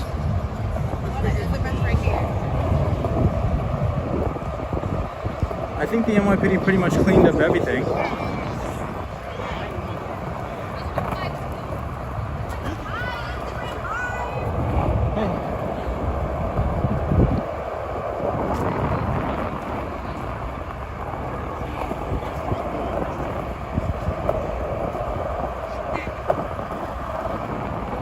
So you'll see they closed down this side of the park. So this side of the park is totally closed down.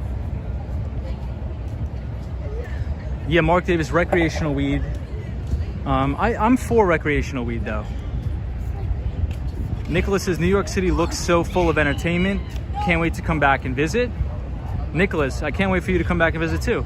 Solo 401 says, I'm getting a contact high. That's awesome. I'm getting a contact high too, Solo 401. NYC Cherry Groove says, Tom, might we meet your Korean? Yes. Yes, someday.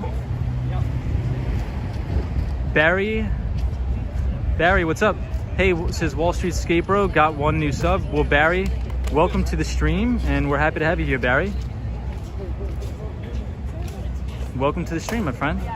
Patrick New York says, I think I'm getting high just skating through here. I know, it really smells like weed, guys. But look, they're college kids, they're having a good time. You know, no harm, no foul. Smoking some weed. Roy on a Bike says, for those who don't know, there was a lot of trouble at this park a week ago. Yeah, now it's under curfew. So all of this area of the park is closed down because, not because of the college kids, but just because of the homeless people doing heroin and really, really hard drugs. So they are, they're cracking down on it. But hey, Lupe says there's a fight going on in Washington Square Park now. That's not cool. I don't want that. That's crazy. I'll make sure to stay away from it, Lupe. Some guy says, what kind of weeds? Like rags? So funny. So if I missed any of the comments, I apologize, but they are coming in hot, and I'm trying to read as many as I can. Yeah, confetti paper, there's a lot of people. Sunshine after rain, yes, the party is here. Sunshine New York says Weed Park. Yes, sirree. Patrick New York. The music will attract crowds.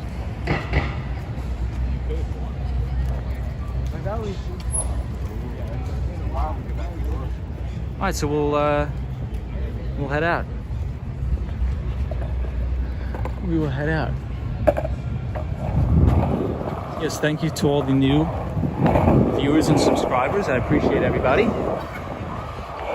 And make sure to be safe this weekend.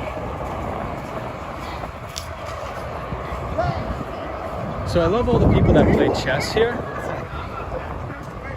I'm not sure if anybody in the chat is a big chess player, but I love to play chess. I think it's a very mentally challenging game and I love it. So when we get down to Wall Street, I want to tell you guys about a specific company I just started covering, which I think is extremely, extremely interesting, especially for all the people who are in the medical field. The company is called Figs. Now, I'm not recommending buying any specific stock, but I will go into why I think it's very, very interesting. It's a new IPO. And it just IPO'd on May 27th. I never, ever, ever buy new issues of stock. There was a rat right here.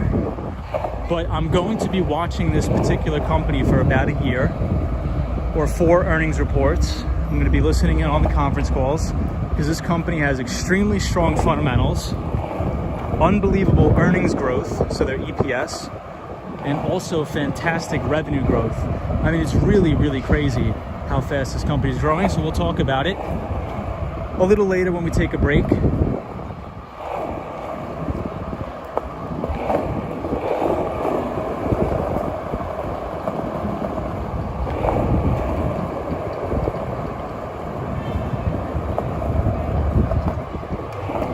So we'll do one more skate around like the main part, and then we're gonna head out.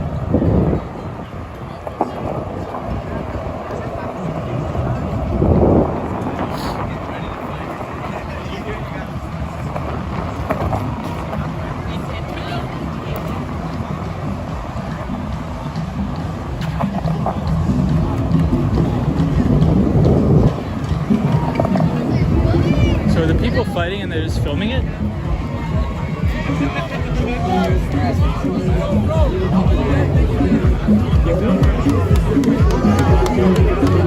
Maybe.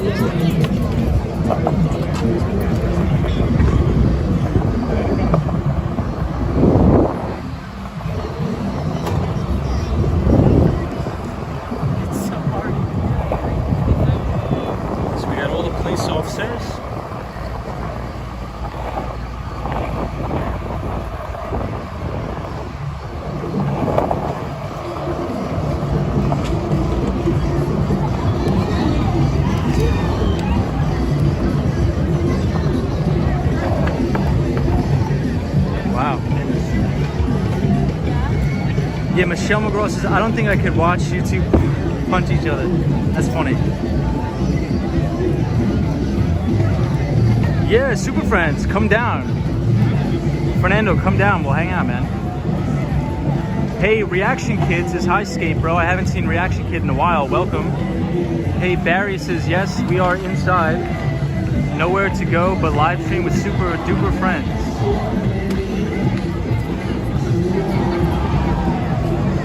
New York, so I don't give out stock tips, Patrick, New York, but it's no stock tips, but it's just a very interesting company.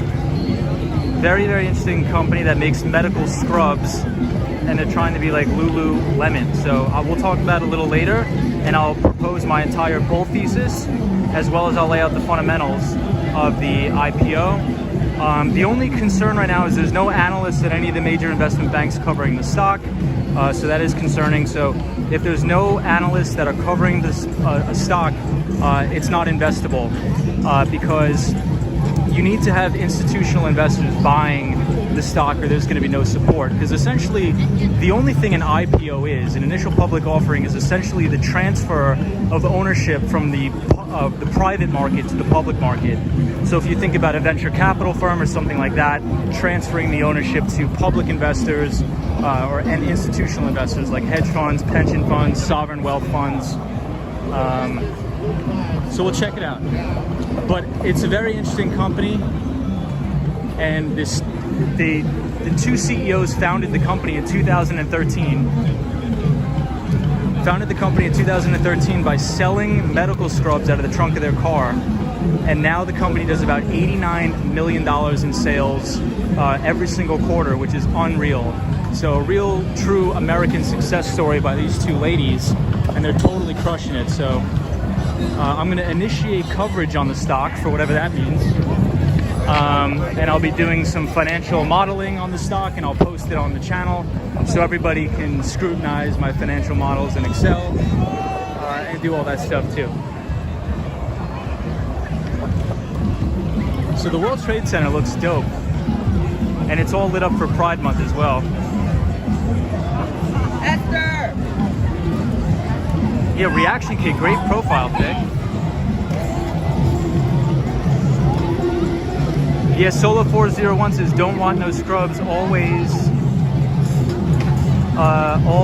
hanging out the passenger side of their best friend's ride. I know, dude.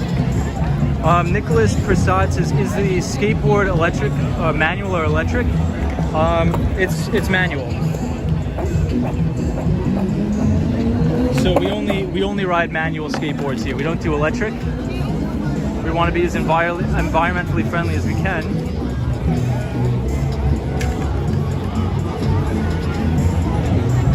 Michelle McGraw, can we break 100 tonight? Who knows? We'll see. That's crazy. 70 people watching. So thank you everybody for watching. Hey, Dan Russell says, I gotta go, but can you keep up live so I can hear about your thoughts on figs? Yes, Dan, I will.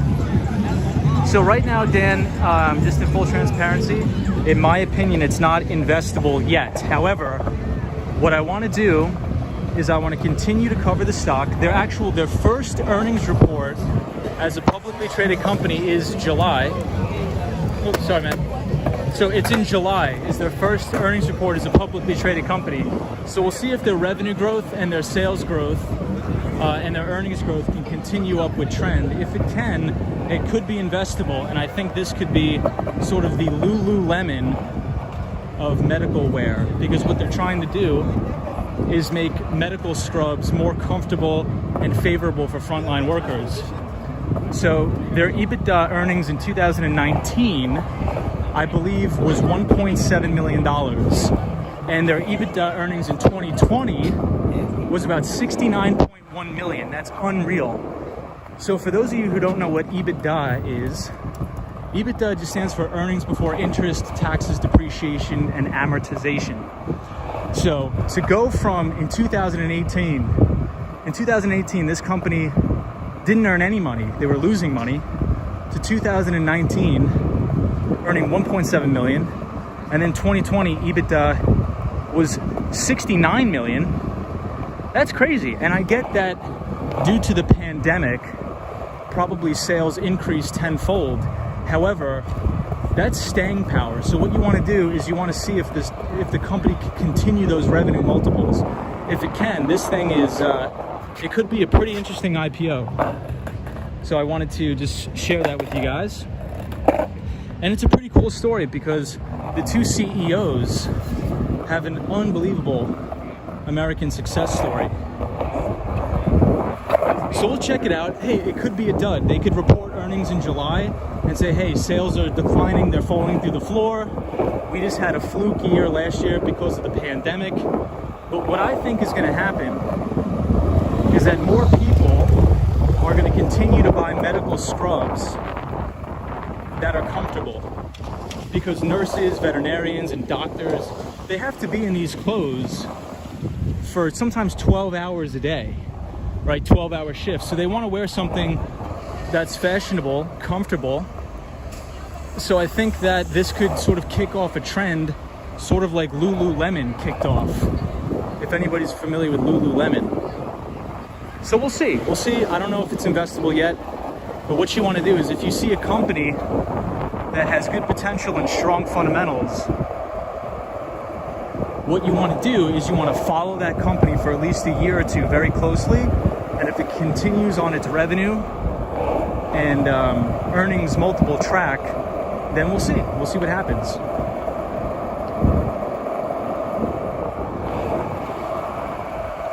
So the World Trade Center looks beautiful. The spire is all lit up for Pride Month. So happy Pride to all of the viewers.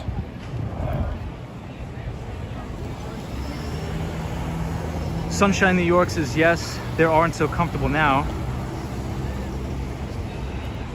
I work in medical, it's a must to have comfortable scrubs, says Sunshine After Rain.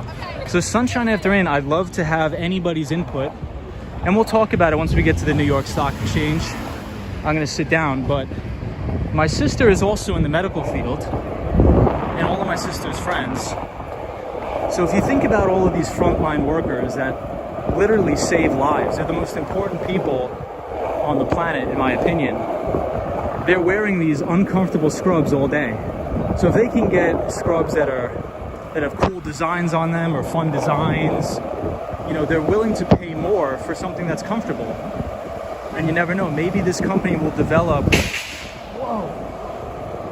maybe the company will develop some sort of B2B or business-to-business sales unit where they sell scrubs directly to the hospitals instead of just business to consumer. If they can do that, I think it's gonna be lights out, but we'll see. We don't know, we have to wait.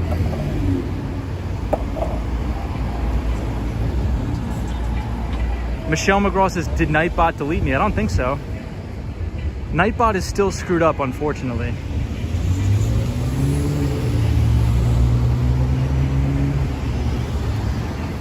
Yeah, out and about, I'm gonna fix the Nightbot. I haven't gotten around to it.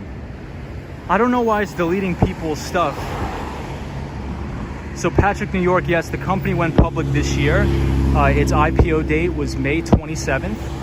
And the ticker symbol is RIG, sorry, the chat just... I know, Nightbot is crazy. Hey, Lose72, what's going on? Dan Russell, how are you? Love it, gotta keep it green. Absolutely.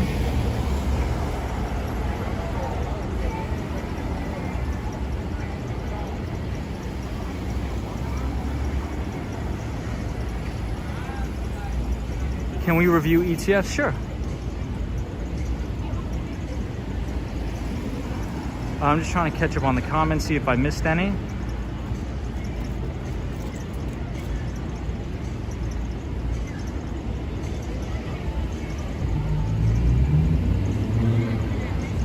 So yeah, we're gonna be skateboarding to the New York Stock Exchange, and then we're gonna go over the Brooklyn Bridge. And I promise everybody I will fix the Nightbot. Krispy Kreme goes public soon, says NYC Cherry Groove. It's a good business model, they'll kill it. They need more stretchy style and soft cottons.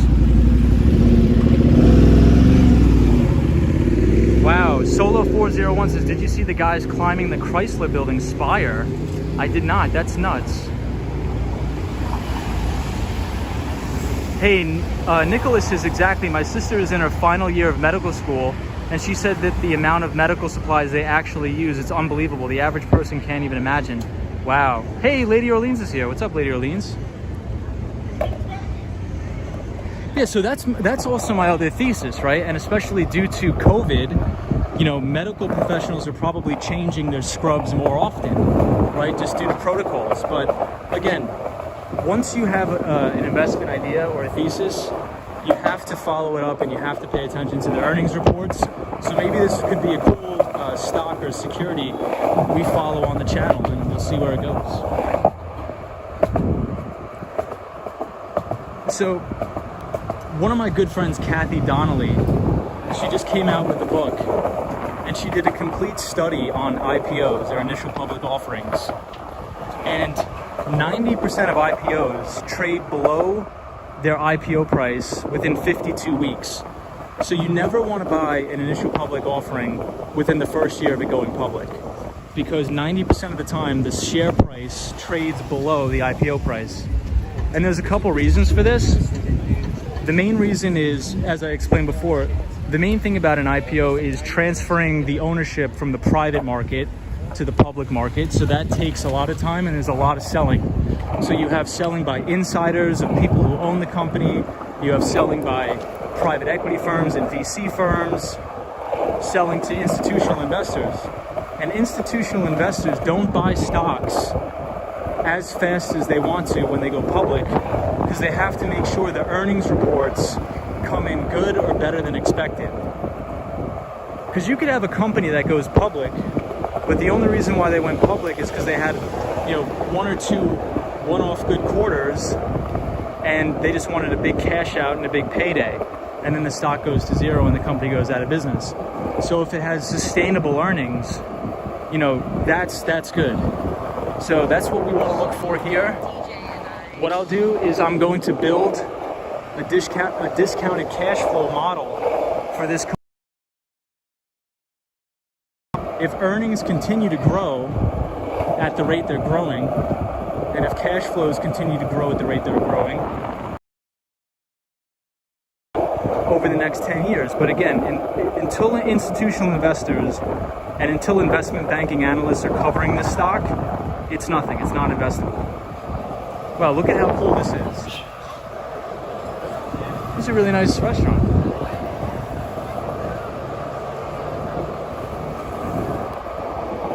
So what will happen when a stock goes public?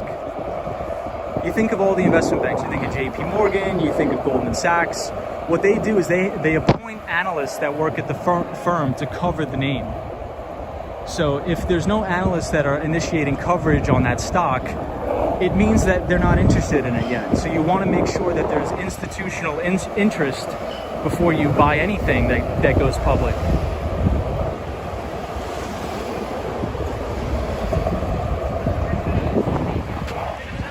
So we're in Soho now.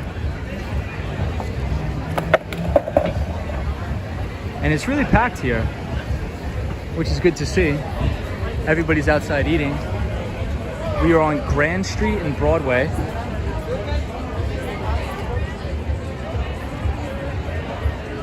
Yeah, Barry says outdoor dining is cool. We could have done that here. The government just isn't smart. Hey, Sierra Friend is here. Says looks like a nice evening out. It is. Hey, Cosmo, long time no see, my friend. What's up, Cosmo? Welcome to the stream. Yeah, the city's really opening up. Hey, Lena Sandoval.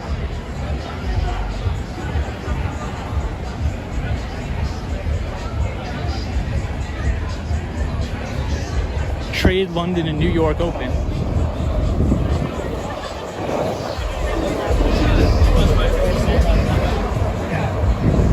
So we'll get off the skateboard because it looks like there's a lot of traffic up ahead. Well, maybe not. We'll stay on.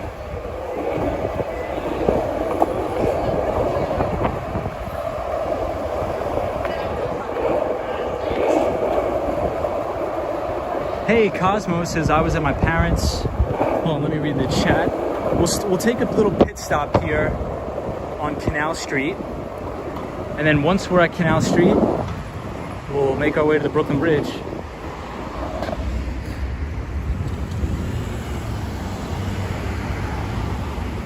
Hey, David, what's up from Southern Florida? David is a good friend of ours here. Long time no see, David. What's up, pal? Hey, Cosmo Scary says I was at my parents' house for Father's Day, now back in Manhattan. That's awesome. Patrick, New York, it's impossible for an individual investor to get in on any IPO on ground floor level or offering price. Yeah, you usually have to be an accredited investor, Patrick, New York. But what's surprisingly is Robinhood. It's interesting that you mentioned that. So Robinhood, and I don't never use Robinhood. It's a terrible brokerage platform. But this particular company, you could actually buy it at IPO price on Robinhood, which is crazy.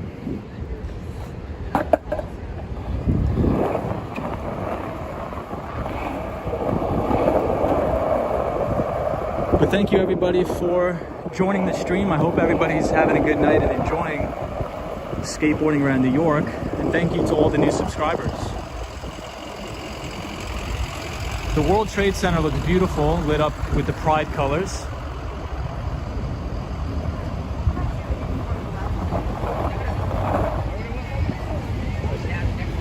The World Trade Center looks beautiful.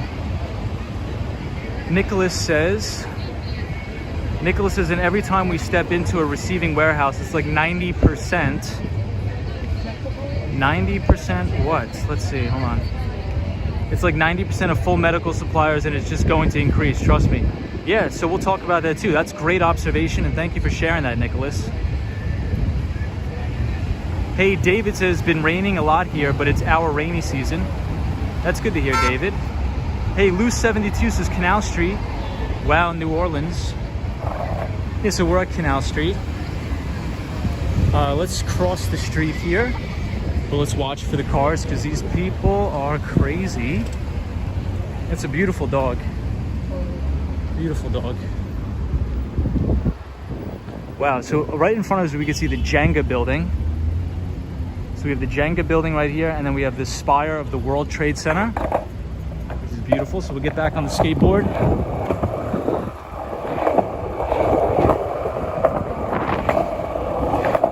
So if we didn't take those two pit stops at Madison Square Park and Washington Square Park, I think we probably could have made it to the Brooklyn Bridge in an hour, a little under an hour, which is great timing. It's perfect timing. That's why I love the skateboard. Most eco-friendly way to get around the city. And I think one of the fastest too.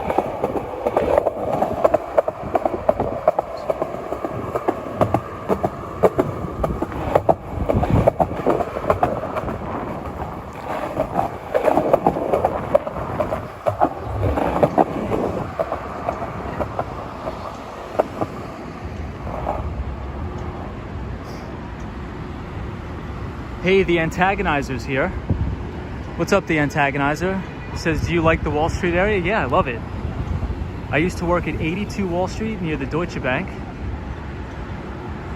Jenga building is 56 Leonard, and at the ground floor is the sculpture. We're gonna check that out. We are going to check that out. This is a beautiful area. Roxy is right here, the Roxy Hotel. The Antagonizer says, do you live in the area? I don't. I live on the Upper West Side of Manhattan, but we're just skateboarding around today.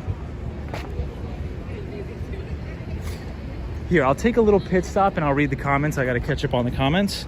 I don't want to miss anybody. So we'll give you a view of the Roxy.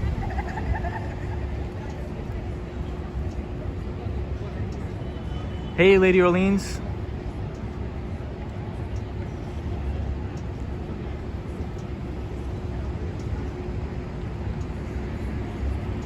Hey, Cosmo, welcome.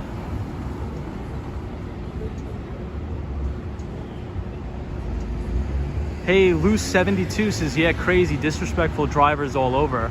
Totally agree, my friend. Hey, Barry says, at Lady Orleans, yeah, if you love sunshine heat, here is the place, but rainy seasons still have days of intense high temperatures. Oh, we're also in hurricane season, wow. And hello, NYC Cherry Groove. Andre Brown, hey, what's up, Andre? Says, is it actually called the Jenga Apartments? I think it is. I mean, that's what I call it. Photos from New York, thank you.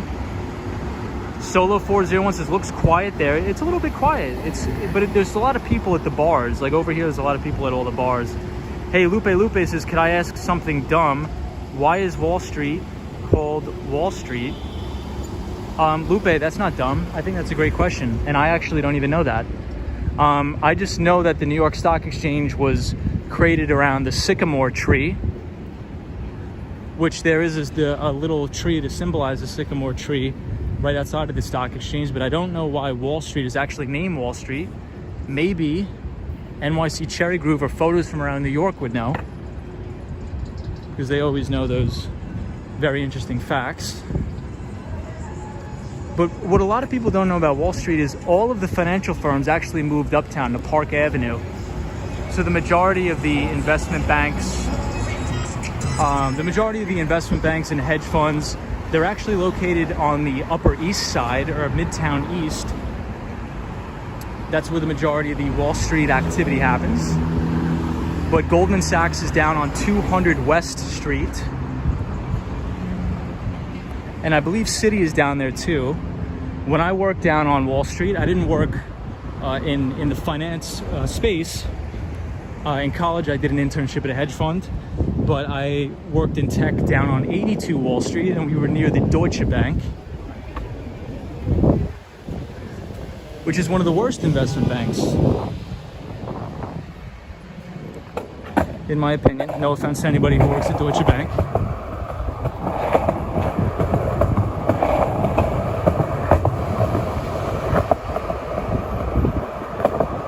So this is the bottom of that Jenga building we were talking about.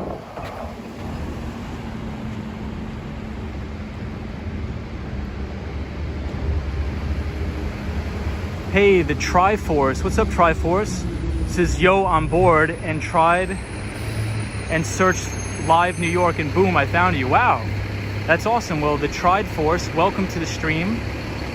We're happy to have you. We skateboard around the city almost every night, and we talk about finance and we talk about cool places to eat.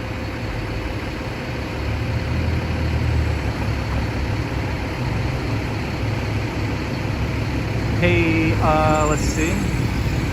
NYC Cherry Boot says, I know why Water Street is called Water Street. Why? Is it because it's near the water? Photos from around New York says Stone Street is also a fun place in Friday. Really fun place. Photos from around New York, I agree. Dan Russell says Wall Street is named Wall Street because there was an actual wall on the street, Canal Street. It was named after the canal because it used to be there. Wow.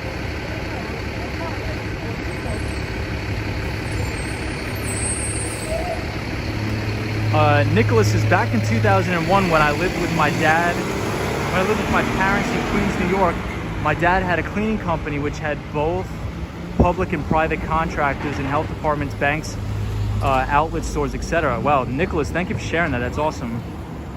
Yeah, the building looks cool. So we'll head down to. I just don't want to miss any of the comments. I feel terrible if I do, but I don't think we'd get to the Brooklyn Bridge if I stopped. So we're gonna get back on the board and we're gonna crush down.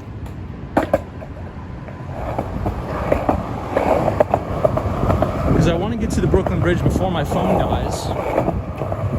And knowing me, my phone is going to die. But again, appreciate everybody that's new or joining.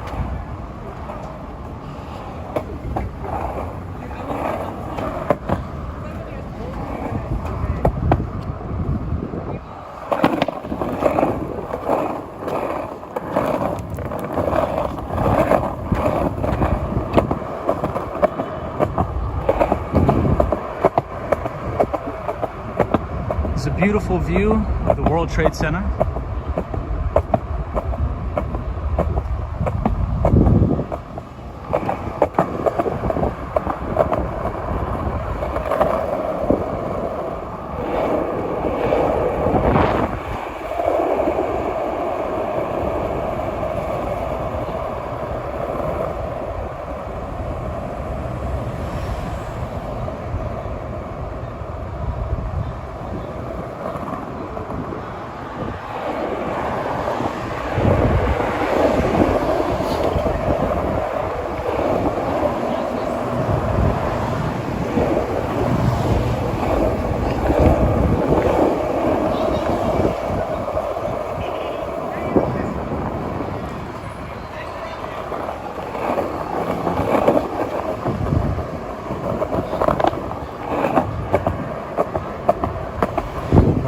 Well, we're making good time.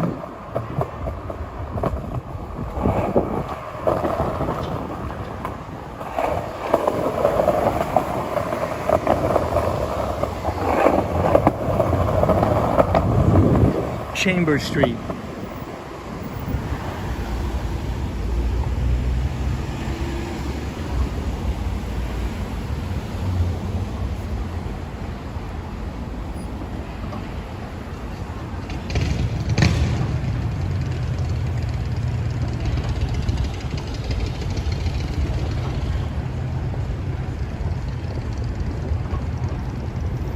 So we'll continue down. We're on Church Street and Chambers Street.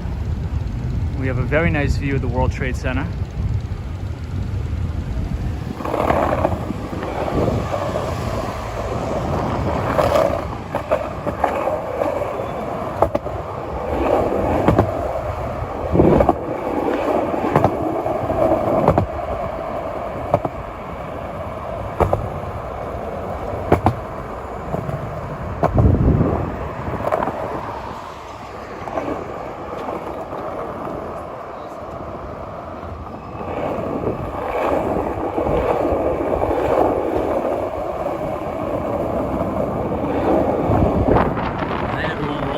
World Trade Center.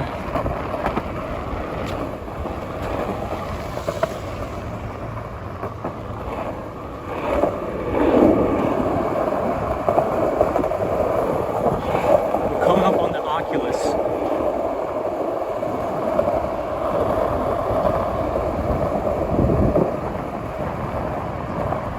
And they just paved the road, so we're making record time.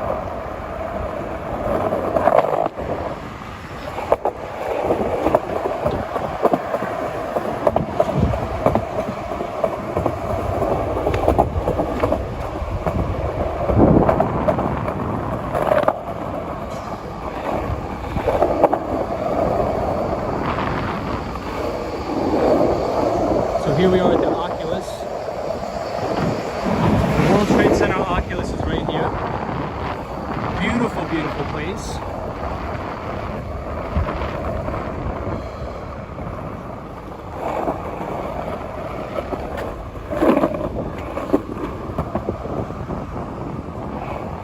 And you can see the World Trade Center station. You can get the E-train right here at the World Trade Center. And the Oculus looks beautiful.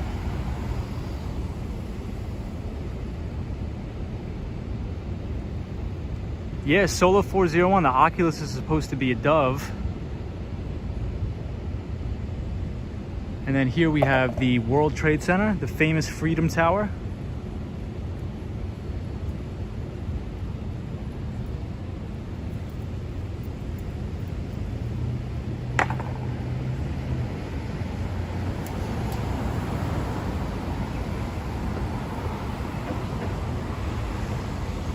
So it looks really, really beautiful.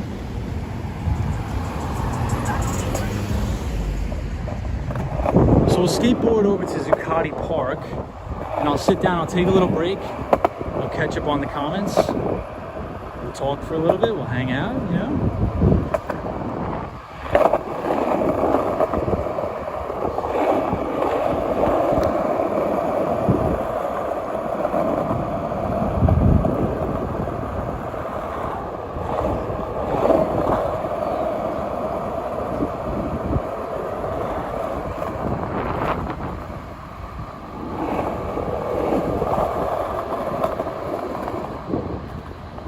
All right, here we are. We made it to the Oculus. I'll sit down over here.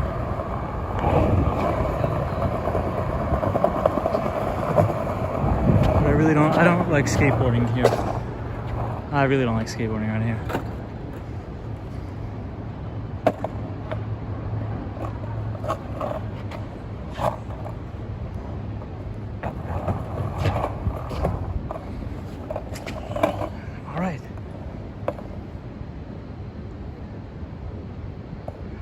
Apologize everybody, I'll catch up on the comments.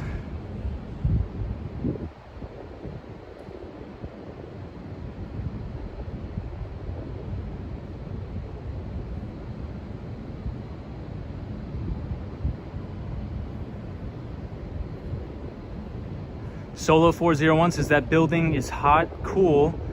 They lighted up Pride. Yeah, really cool. Patrick, New York says the name of the street originates from an actual wall. I think I read that. NYC Cherry Group says Wall Street gets its name because it used to be water before Lower Manhattan was extended. Wow.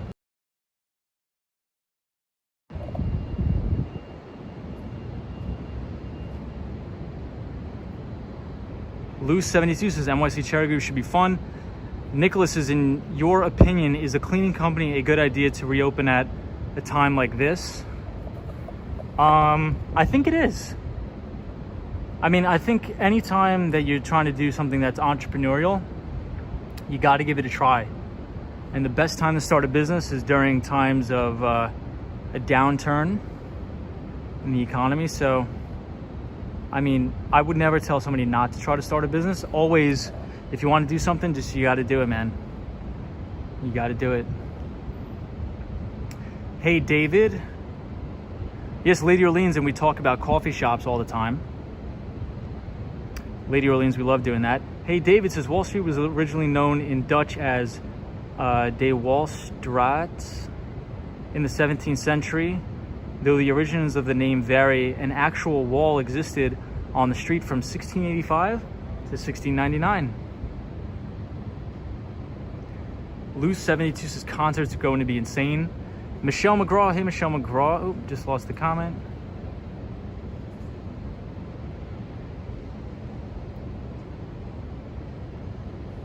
Gotta scroll back up.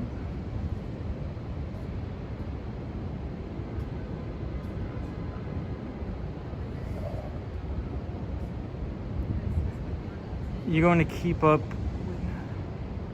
I know, Michelle, we got too many comments to keep up. I know. I'm trying. Barry says, I need a good pool bar in New York City. That's my sports. We have leagues and tournaments. Have trained in Trinidad. Wow, I don't know any bars here that are good. I don't drink alcohol, but maybe somebody else could share. We have to start sending these YouTubers power banks on their phones. That's funny. Any suggestions? Yeah, I don't drink alcohol. I don't have any suggestions. Super Friends in the City, I think that you should walk the Brooklyn Bridge. Yeah, I think you should too. Hey, Solo 401. Andre Brown says, watching on the big screen. Thank you. Mark Davis says, Tom, do you know what happened to Studio 54 in New York City? I believe it was a popular place for entertainment and musicians. I don't. I've never even heard of that. Wow. Hey, David.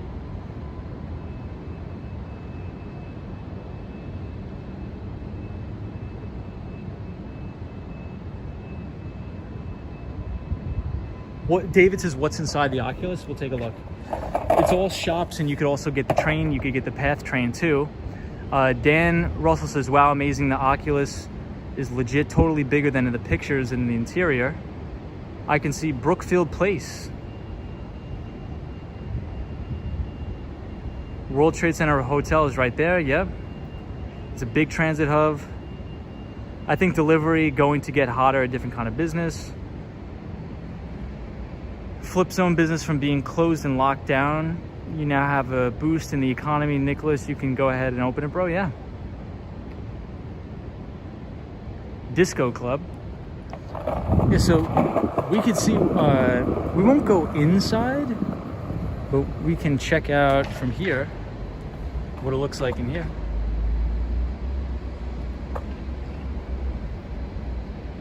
Dan says, have you lived your whole life in New York City? My whole life in Long Island, New York. But I've pretty much been in New York City forever, coming in and out of the city. You know what? We'll do a quick walkthrough. We'll do a quick walkthrough. We'll come out. See, I could tell there's a lot of skateboarders here because they marked up the wall, but I never do anything like that. So if anybody sees skate marks, it's not me. I never do stuff like that. That's what gives skaters a bad name, guys. Don't do that. Don't mark up the wall, especially at the World Trade Center. I mean, it's very disrespectful. So the Oculus looks beautiful here for Pride. Wow. They really made it amazing. I'm glad we came in here.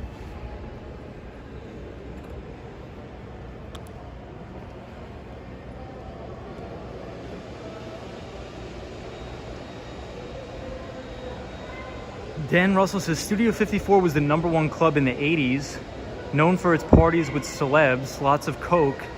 Okay, nice. That's... There's a cool pool billiards hall in New York called Fat Cat. Oh, I think I have heard of that. There's a lot of billiards halls in Brooklyn too. I bought a wood stove. The business was in Long Island. Nice, Loose 72. I've taken a few good photos of the kids skating there. Nice. Solo 401. Yeah, it is beautiful in here. We'll do a quick walkthrough.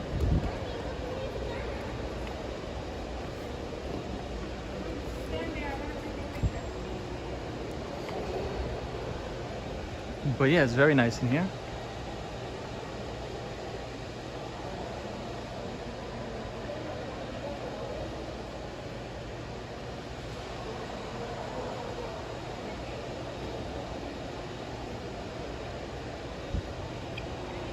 And this is the ceiling.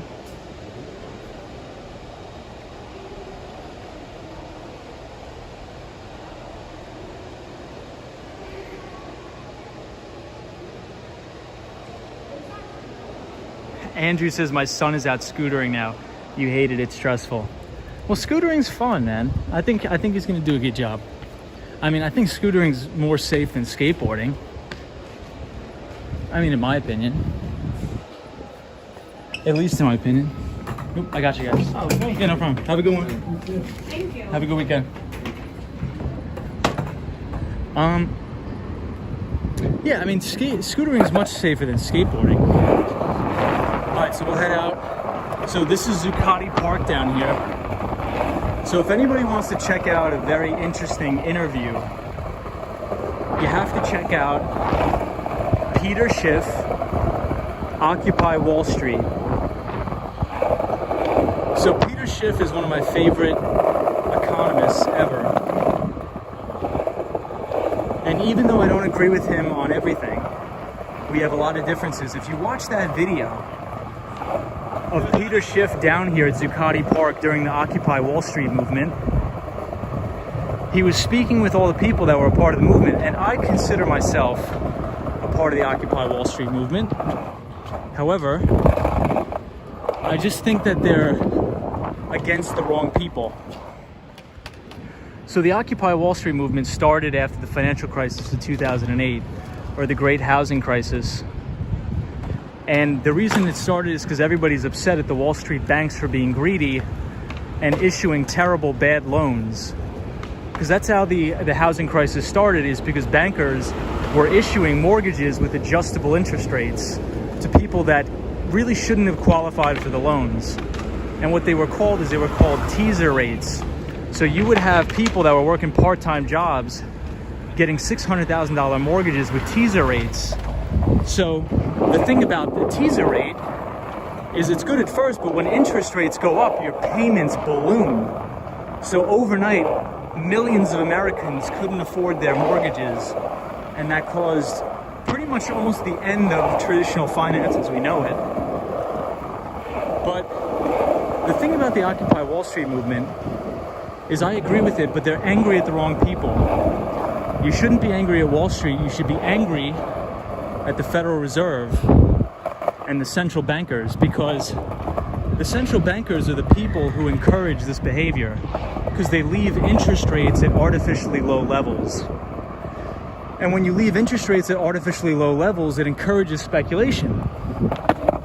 Right? If interest rates were 18 or 20%, which is ridiculously high, you wouldn't have as many people buying houses, buying stocks, because they would be saving their money in a bank because they would be earning interest on that money. But when you have interest rates at an artificially low level, it encourages people to take on risk. Because investors have to look for yield in other assets like equities, the housing market. So I'm all for the Occupy Wall Street movement, but the Occupy Wall Street movement should be considered the end of the Federal Reserve movement. That's just my 2 cents. So if anybody's interested, check out that video by Peter Schiff. It's called Occupy Wall Street, Peter Schiff. And so this is one Wall Street where I would walk to work almost every day at the New York Stock Exchange.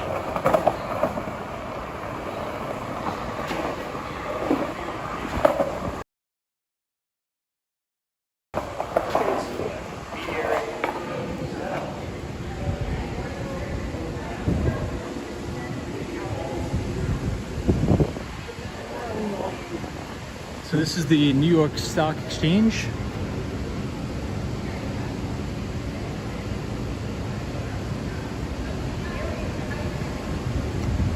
Yeah, Solo 401. Solo 401 says the people get angry at whoever the media says should get angry. People should be angry after the housing crisis, but they should be angry at the Federal Reserve for keeping interest rates artificially low and inflating a housing bubble.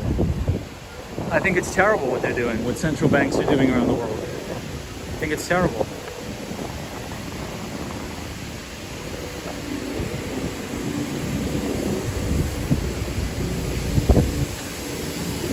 So here we are on Wall Street. Well, technically we're on Broad Street.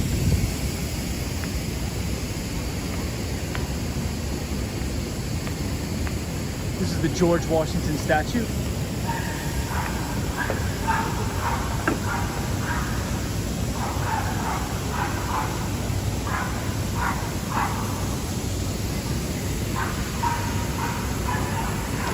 This is the New York Stock Exchange. It looks kind of cool with this steam pouring out of here. And we have a lot of skaters, fellow skaters.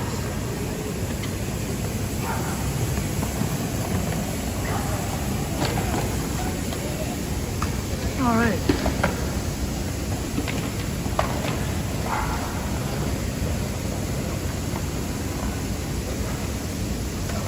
So this is the New York Stock Exchange.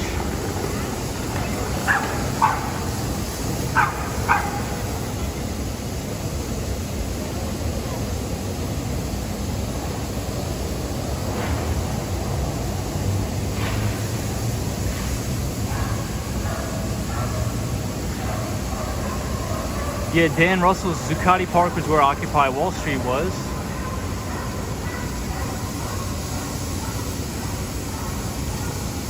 I know, Andrew. It is nerve-wracking for a little kid. I get it.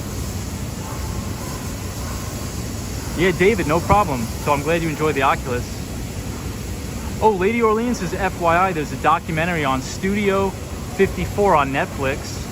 Solo 401 says, I go to the Walgreens and hydrate while I'm in there. Nice. Mark Davis is Sunshine, New York. Thank you. I believe there was a movie called Studio 54. Very interesting.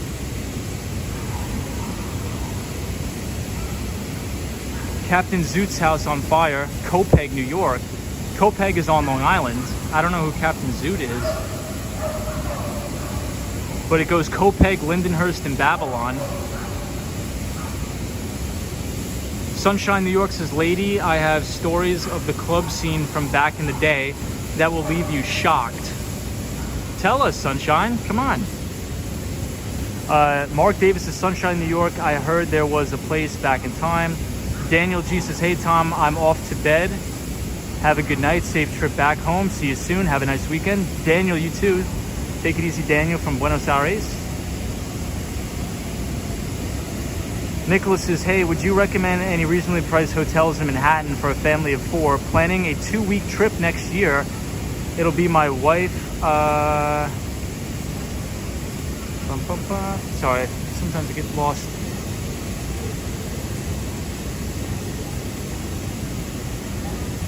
Wife and kids' first time in New York City. Maybe you should look into an Airbnb in the entire apartment on the Upper West Side of Manhattan. I think that would be cool.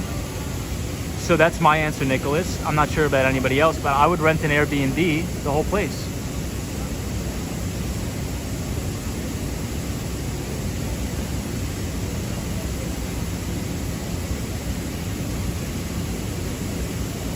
Barry says, yes, banks make money from nothing and they use us to clients to create debt, which leads huge profits and skyrocketing fees on services offered.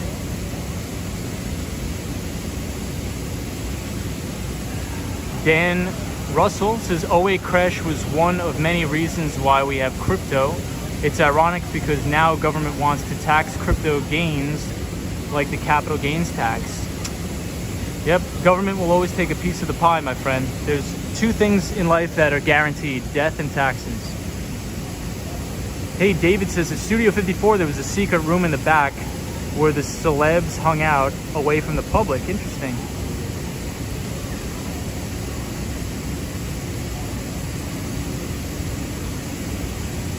Dan Russell says, do you follow Michael Burry, the guy who saw the OA crash in the market? Yes, I follow Michael Burry, yep. He's a very interesting guy. Hey, Confetti Paper says, the stream and skaters is so New York City. Thank you for watching. Appreciate it.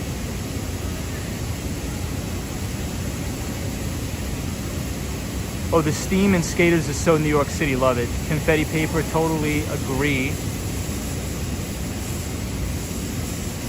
800 points to rail slide down. Huh.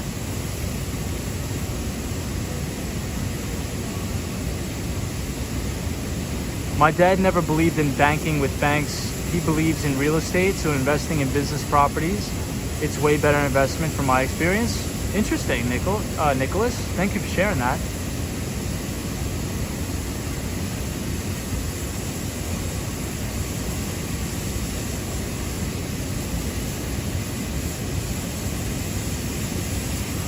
Yes, you're right. Government wants to ban streaming devices here and stop importation on Fire Sticks and Android Media. Where are you from, Barry?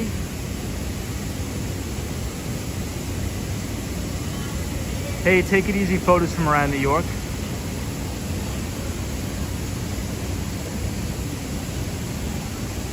I just got to take a little break, guys, here on the steps of the New York Stock Exchange, and then we will make our way down to the Brooklyn Bridge, and then we'll take it easy.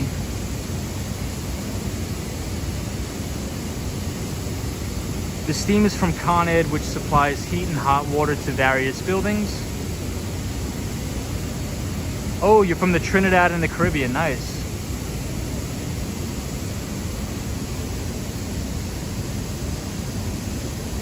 That's awesome.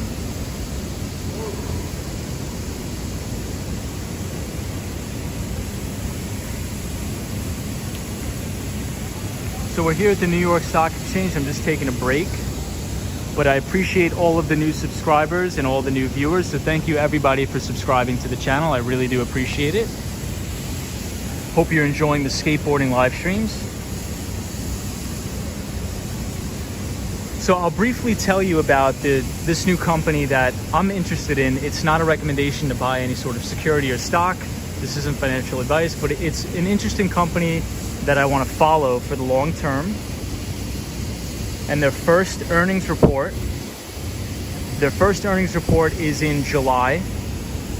So the company is called Figs. So anybody who's in the medical industry, Figs, essentially they aim to disrupt the market for really bulky medical devices, for medical scrubs and things like that. So if anybody works as a doctor or a nurse or a home health aide, you have to wear scrubs to work, and sometimes they can be really uncomfortable. So Figs is this company that really aims to be sort of like the Lululemon of medical scrubs, right? So if you're a doctor, you just check out the website. It's called Figs, F-I-G-S. But here's one of the reasons why I like it, because so I was looking at their financials, and in 2017 to 2020, their revenue growth is about 146% per annum. So from 2017 to 2020 per annum, so on an annualized basis, they're growing their revenues at 146%, which is crazy. There's two CEOs to this company, or two co-founders. I believe it's Heather Harrison. I have to go back and check. Or Trina Spear, and they began selling medical scrubs out of the back of their car. So they're two female entrepreneurs that started this company in 2013, and now it's public in 2021, which is pretty bizarre. That usually never happens. They have 1 million customers already. May 27th, they IPO'd, and they raised about $580 million. So what I like to do is I like to look at the global total addressable market, or the TAM it's called. It's called the total addressable market. So in 2020, the global market for healthcare apparel grew about 36% to 86 billion. So you have an $86 billion market, and over the next 7 years, the healthcare apparel market is forecasted to grow at 6% annually, reaching about $140 billion. So the company reports earnings in July, and over the past quarter, they grew their earnings per share at 644%. So in 2019, as I said before, in Washington Square Park, their adjusted EBITDA, or their earnings before interest, taxes, depreciation, and amortization, was about 1.7 million bucks. So in 2019, their EBITDA was 1.7 million bucks. But in 2018, they didn't earn any money. But in 2020, their EBITDA was $69 million, which is crazy. And a lot of people could say, okay, that's probably due to the pandemic of the coronavirus. But what I want to do is I want to see if this revenue and earnings growth can continue over 2021, 2022, and 2023. So I'm watching this company. It's called Figs. It just went public. Please don't buy the stock, because what you want to do is you want to watch the company for about a year. Because if you watch a company for a year, there's 4 earnings reports that happen, right? You have Q1, Q2, Q3, and Q4. So if this company can report fantastic earnings and continue to grow their top line and their bottom line, I think this could potentially be an investable company. So what you want to look for is the EBITDA, right? So earnings before interest, taxes, depreciation, and amortization. 2019, $1.7 million. In 2020, $69 million. That's incredible growth. That's insane. So if revenue can continue to grow at 100% quarter over quarter, I mean, this thing is one to watch.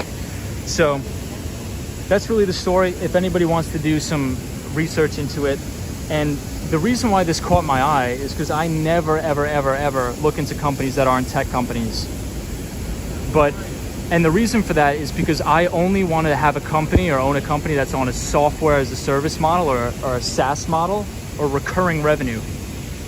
Because I don't want somebody to go to a store and just buy a product once. I want that cash register to ring every single month and every single year in and year out. But my thesis is, well, if doctors, they have to buy new scrubs probably maybe 2 or 3 times a year, I don't know. Especially now that the coronavirus pandemic is here and it's probably here to stay. So there's going to be increased precautionary measures on changing out your scrubs and things like that. So if you think about it, if you're a doctor or you're a nurse or you're a home health care worker, you're going to want to work in an environment in clothes that are comfortable. And home health care aides are the fastest growing profession in the United States. More jobs are being created in the home health care market than any other sector in the economy. And they have to wear scrubs. So I think this is going to create a network effect of saying, hey, I get my medical scrubs from this company because it has cool designs on it. It has, cute dogs on the scrubs or pill bottles or whatever. And I think it's going to create sort of like a community in that space. So I'm going to cover the earnings reports. I'm initiating coverage on the stock. They report earnings in July. I'm going to be on the conference call. If anybody else wants to be on the conference call, it's totally free, 100%. Go to the website, go to the investor relations page, sign up to be on the conference call, and we could see if the earnings and revenue growth are going to continue to keep up with trend. If it does over the next year, and institutions have their analysts covering the stock, this could be big. If not, we'll toss it to the side and we won't even understand it at all. So who cares? But yeah, that's the story. So I hope everybody enjoyed that. Interesting, Tom's. Figs, yes. So the company's called, that's what the company's called, Figs. But we have to just watch the earnings. We can't just look at it. So the stock's trading around 44 bucks. I almost guarantee that this stock is going to plummet through the floor and probably go to $22, which is pre-IPO price. And then that's when institutions will be covering the company. Sunshine New York says being quite educated here. Yeah, I just thought it was an interesting idea because I knew a lot of people in the stream work in the medical field, and I also sold software into the medical field too.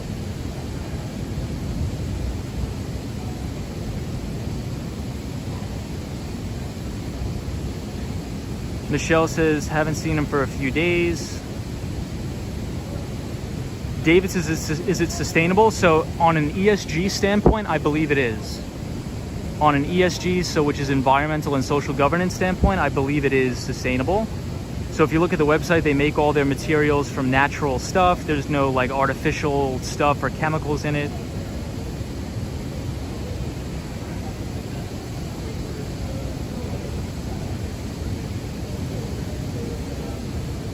Razzle Dazzle says, Tom, 100% agree with you. As an MRI technologist, I work 12-hour shifts. I'm always on the lookout for comfortable and good quality scrubs. Figs are a little pricey, but the quality is worth it. Oh, so you do know about Figs. That's interesting. Yeah, I just thought it was interesting because I think they're trying to do what Lululemon is, right? So Lululemon is like athleisure, like $90 yoga pants or whatever.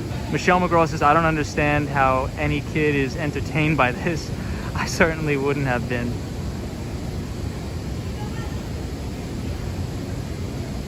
Wow, James807, you said you happen to be an RN. Well, first and foremost, thank you, James, for the work you do.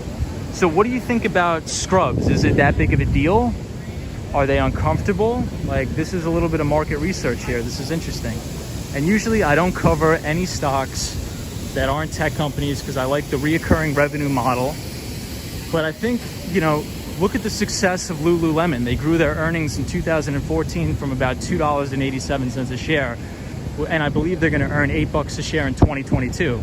So if this company can go on the same trajectory with sustainable earnings growth and sustainable sales growth, I mean, who knows? I mean, I have to look at the margins, but on an EBITDA basis, I mean, if you go from earning $1.7 million in 2019 to almost $69 million in EBITDA in 2020, and I get it, it was a global pandemic, but if that has staying power and that revenue stays, I mean, that's going to be really crazy. That's going to be nuts.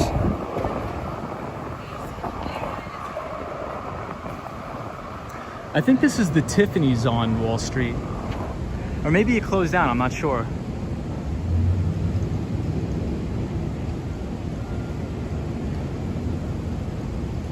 So James 807, thank you for the work you do. I really appreciate everybody in the medical field, especially around this time. Michelle McGraw says, what do you use to track trends? I mean, any company that goes public, I usually just toss it to the side. I don't really look at it. But this one, for some reason, caught my eye because the CEOs have very interesting stories. I mean, if you start a company in 2013 by selling medical scrubs out of the back of your car, and now you're doing $80 million in revenue a quarter, that's like almost, I can't even believe that. I can't even wrap my head around that. That's really crazy.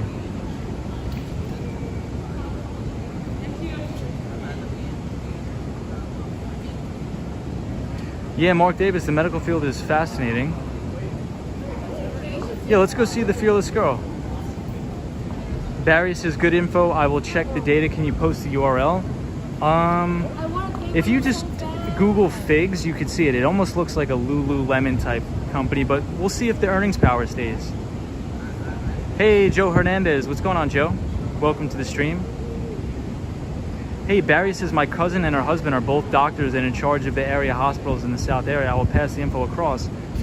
Yeah, I mean, you never know. I mean, maybe a lot of people are catching on. Maybe it's a dud. Maybe it's just like a one-hit wonder, but I'm curious. I'm intrigued. I believe athleisure is going to be around for a while. Yeah, look at the success of Lululemon. It's crazy. James 807 says, some scrubs are uncomfortable right now. I work as circulating nurse in operating room, so I have to wear scrubs they supply us with. Interesting. Okay.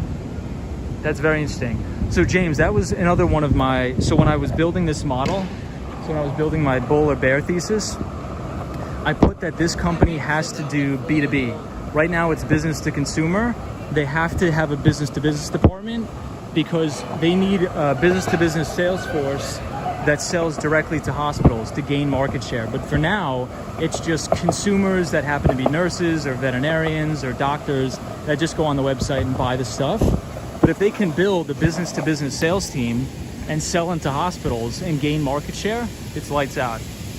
But thank you for that piece of information. That's very good piece of information, James. And again, I really mean it. Thank you for everything you do. I mean, this pandemic, you guys are heroes, man. So appreciate you, appreciate everybody who works in the medical field. And here we have the Fearless Girl.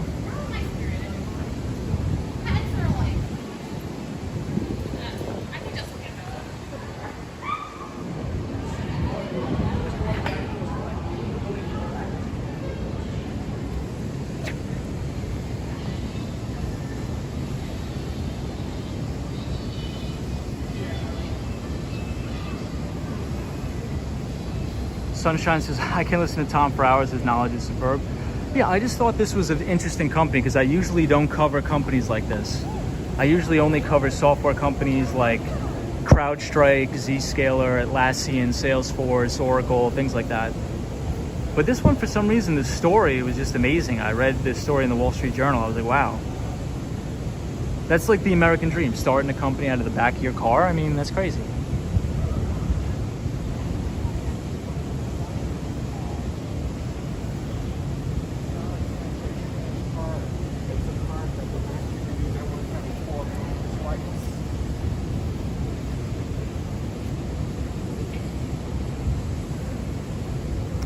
Joe Hernandez says, if they do, they would need a good sales team to get contracts. Absolutely. So who probably owns that space. Uline, isn't Uline a company that makes a lot of company uniforms and medical scrubs? I believe Uline is a company that makes all that stuff too. Patrick New York says there are many companies that make scrubs. Have you looked at the financials for these other companies? I'm sure they all have done well during the pandemic. Yeah, so Patrick, so that was, when I do all this modeling, yes, I have. But the only reason why this company stood out among the rest is because their main goal is to be like the Lululemon of medical scrubs. And the former CEO of Lululemon is a backer of the company. But again, it's a new IPO, so it's not investable at the moment. And another thing that's extremely concerning is there's not one analyst on the street that's covering the stock. So it's not investable, in my opinion, at this time. If there's no analysts at like a Deutsche Bank or Goldman Sachs, JP Morgan, and Jefferies, IBC Capital Markets, or any of these big firms, if no analyst is covering it yet, there's no institutional buying. And in order for an IPO to be successful, you need institutions to take ownership in these companies. So I think what's happening is Wall Street thinks that it's probably a one-hit wonder and they have all this revenue due to the pandemic, which could be true. That could be totally true. And then their revenues are going to continue to decline. But that's why whenever I'm interested in a particular company, before I make an investment, I need at least 2 or 3 earnings reports to roll through, and I need to listen to the board of directors of the company and the CEO and the chief revenue officer, chief financial officer, and get the guidance. If the guidance is in line and it's good to go, then what you want to do is you want to look at all of the filings for big institutions. So if you go to Fidelity, BlackRock, anything like that, you could look at their filings and you could see which mutual funds are actually holders of positions in these companies. If it starts to gain interest on Wall Street, well then probably the IPO will sort of base out, the volatility will contract, and then the stock will make its advance. That's what happens with all IPOs. If you study any of the IPOs like Google, Facebook, they all go through their institutional due diligence phase, where analysts will be assigned to the company. They will listen in on the earnings reports, they'll build their financial models, they'll make their DCF models, which is the discounted cash flow, and then maybe it's investable. But I just think it's an interesting company because these 2 women literally started the company out of the trunk of their car, which is really crazy.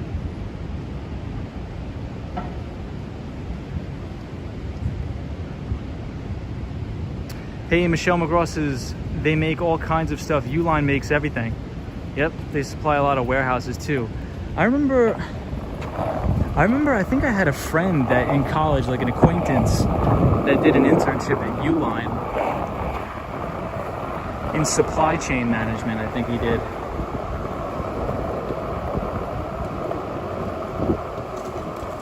But yeah, I'll stop rambling about that company. I just thought it was interesting to share with everybody because I knew there was a lot of people that worked in the medical space here. And I was just wondering if anybody heard about it. But if you Google it, there's a Wall Street Journal article that highlights the 2 co-founders. And it's just like an incredible story what they did.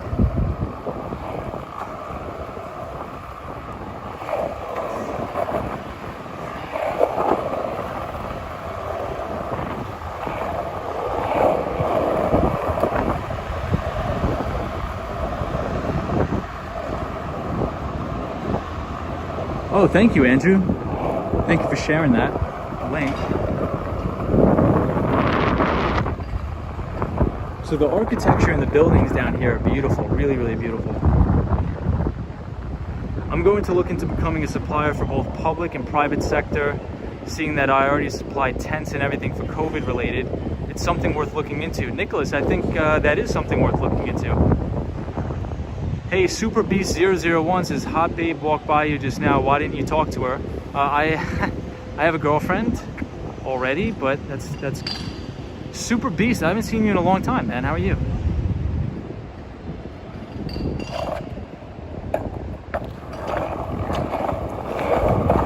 All right, let's go to the Brooklyn Bridge now.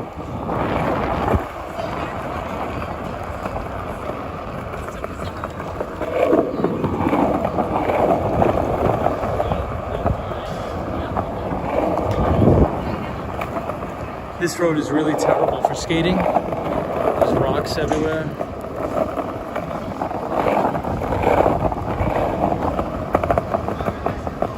Maybe we'll go up to the Manhattan Bridge, but we already went there.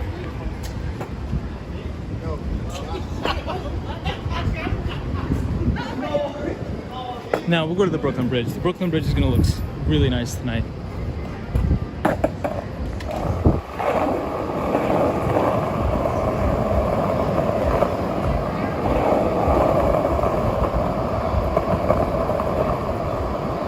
But Super Beast, I hope you're well, my friend. I haven't seen you in a while, so hope everything's going good, and I hope you have a great weekend.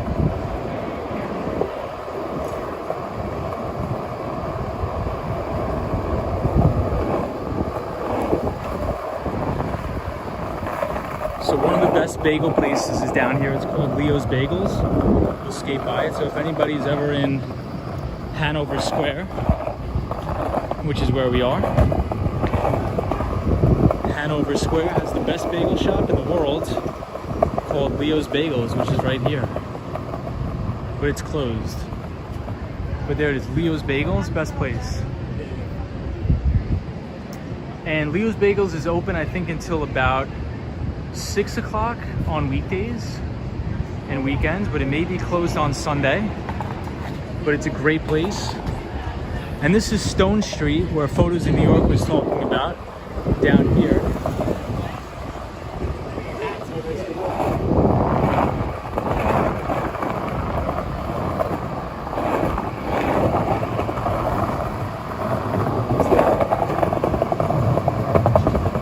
Hey, Destiny.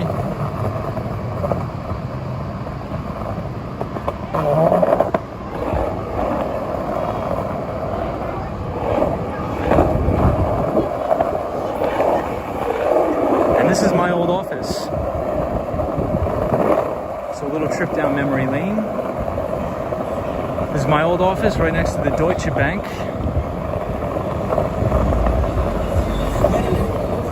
I worked down here for many years, but the only thing is in the winter, it's miserable down here on Wall Street. So this building right here is Deutsche Bank.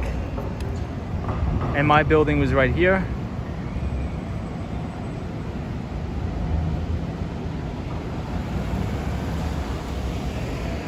Hey Destiny, what's up? Sunshine New York says this underground construction is due to the new buildings in the area that demand electricity and plumbing. Thank you for that, Sunshine New York. I wouldn't mind living down here. It's just the only thing in the winter, it's really, really windy and it's really, really snowy and freezing. And this is the Andaz Hotel, which is a very upscale, pricey hotel.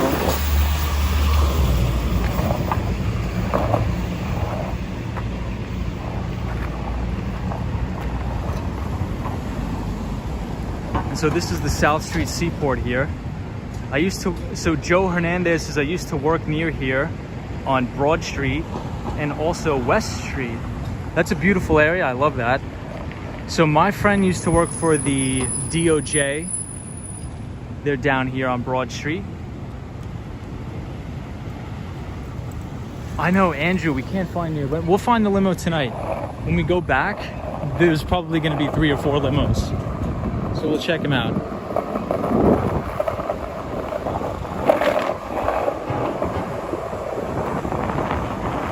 But I really like this area. If anybody's ever visiting New York in the summer and the spring, this is one of the go-to areas. But it's just not skatable. It's just not skatable with the roads all ripped up. This is City. But this building is like a dump inside. Maybe they're doing a little construction, but mostly still a dump.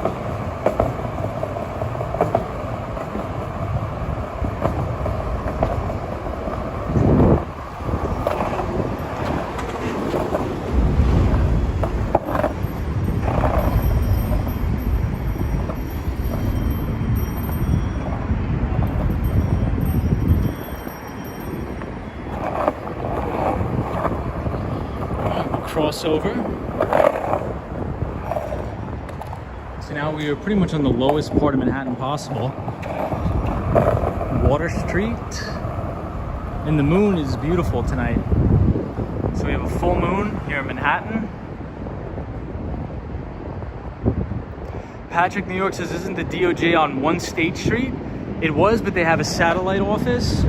And also, they were gonna move, DOJ, DOI, Department of Investigations for New York City.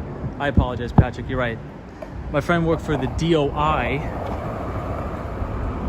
which is down here. And they were going to move into this new glass building, but the city didn't approve it because they didn't want, it wasn't gonna be a good look for a big government agency to have like really nice offices, so they kept it in like the disgusting ones.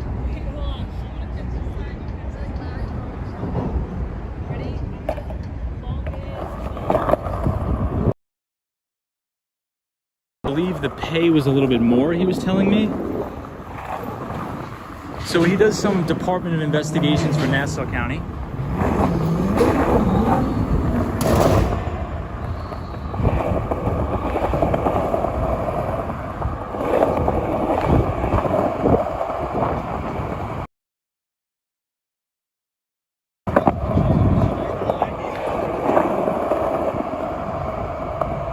And you can see the Brooklyn Bridge right in front of us.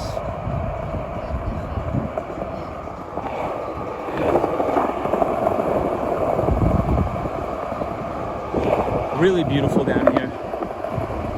South Street Seaport. Hey, Destiny.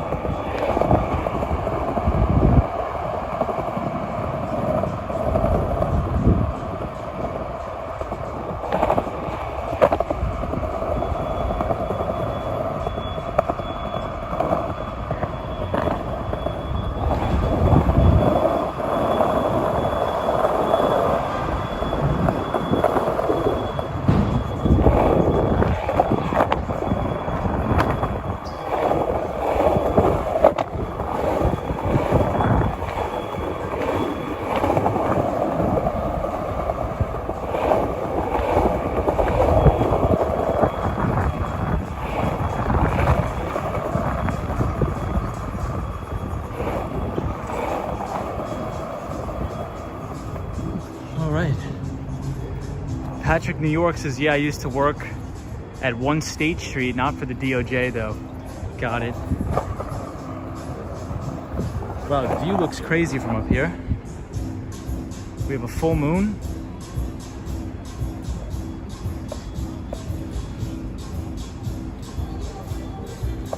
Hey, Lena, what's going on? Yeah, Michelle McGraw says all the rainbow lights look pretty cool.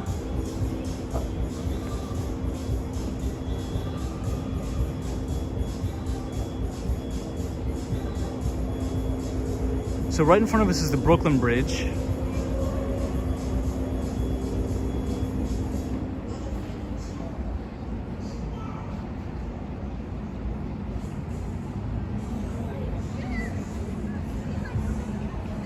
And I think you could buy a ticket to go on these boats and ride around Manhattan.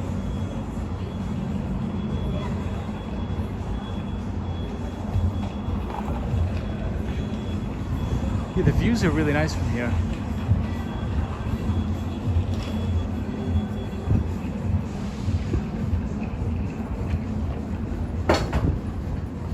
We'll go up here. So you have a pretty cool view. Hey, Soho guy, what's up, man? Marlon Morales' $1 million views. Yeah, it's really beautiful down here in Lower Manhattan. If anybody happens to be in Lower Manhattan on Water Street, please visit the South Street Seaport because it is absolutely beautiful down here. When I used to work down here on Wall Street, I used to come here during my break with my friends and hang out here, eat lunch. It was really, really beautiful. Yeah, I don't know if you guys can see because it's so dark, but they have all these chairs here where you could just sit and hang out. Look at the boats, which I think this boat is a museum now.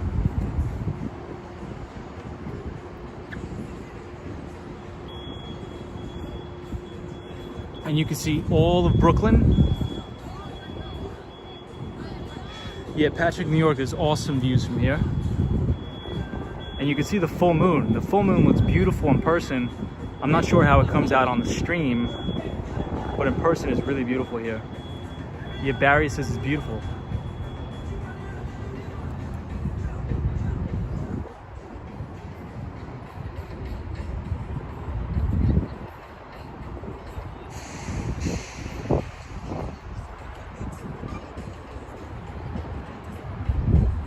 So we're overlooking the water.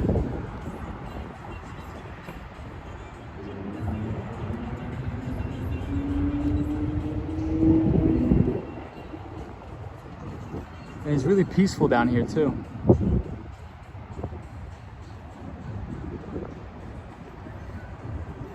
Yeah, Joe Hernandez is City of Lights, Soho guy. Hey, Soho guy, what's up, man? How are you doing? Any plans for this weekend, Soho guy?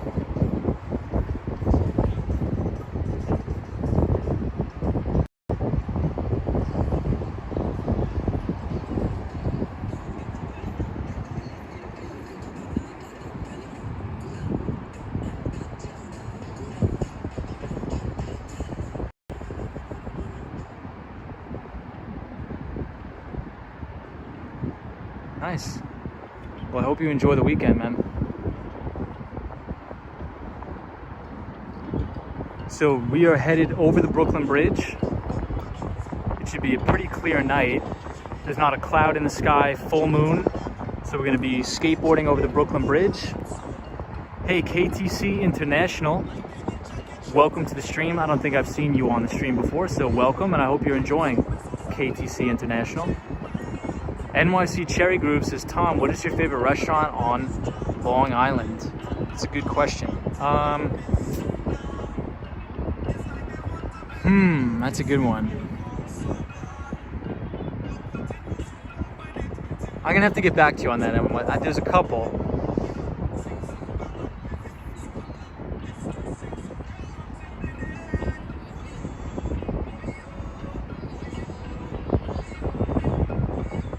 So where I went to a good pizza shop in Long Beach.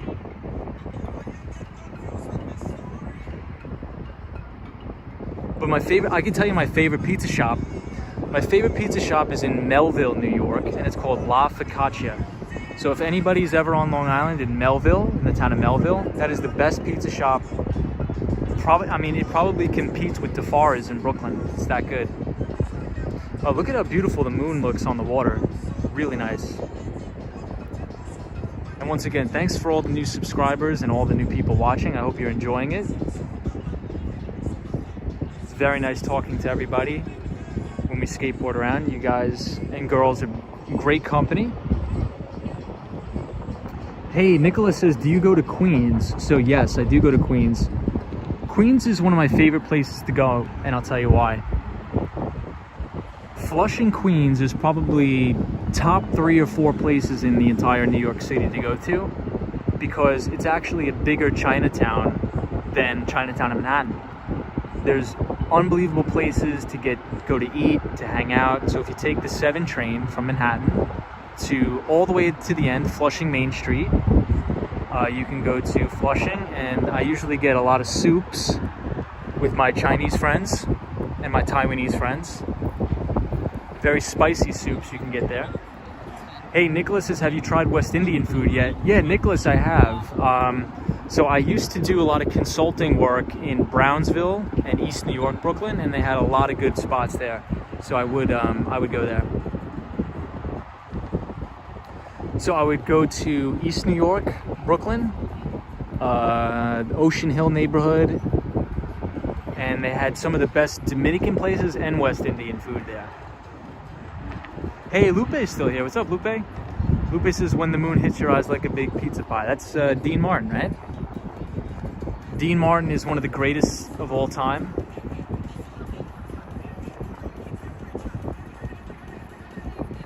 We were talking about that on the stream earlier, like a couple streams ago, the Rat Pack. So Dean Martin, Frank Sinatra, all the greats, Sammy Davis Jr. Barry says, we appreciate your company too, Skate Bro. will always be here even after the pandemic. Hope it's over sometime soon. It's pretty much over in New York. It's pretty much over, thank God. I mean, we have a 70% vaccination rate in New York City. So congrats to everybody for that. And things are opening up, so very optimistic. Sunshine New York says, Lupe, love that song. I love it. I love that song too. Sunshine New York.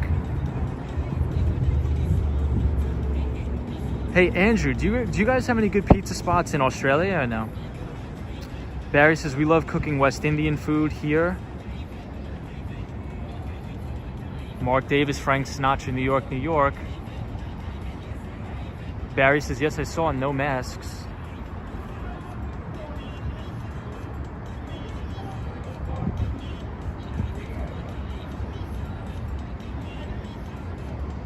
ALDY1K says, hey man, been a big fan. I'm a big fan of yours too, man. Thank you for being here. Welcome to the stream. And I hope you're having a good time. Just got the courage to type on chat. Awesome. ALDY1K. Well, welcome to the chat. We all have a good time in the chat, so welcome, and we're happy to have you here, man. No, I don't know you personally, but welcome to the stream. We're always excited to have new people on the stream. You seem like a very nice person, so welcome. Confetti Paper says, Tom, do you go live on weekends? Sometimes.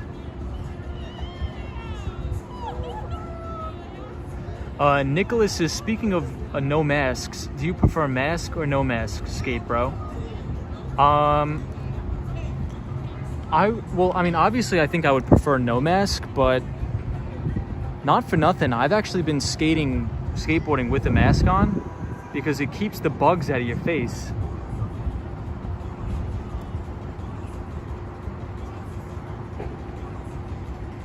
Yeah, Lena Sandoval, it's beautiful here. And the full moon is really, really beautiful. Overlooking Brooklyn, New York. Hey, Kenneth says hello. What's up, Kenneth?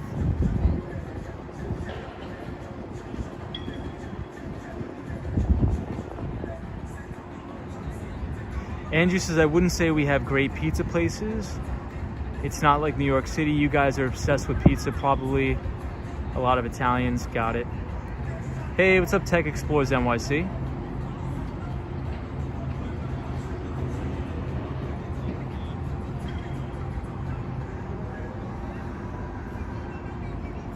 Tech Explorers NYC, long time no see, my friend. Hey, Intrepid, I'm watching you lady always. Hey, what's going on?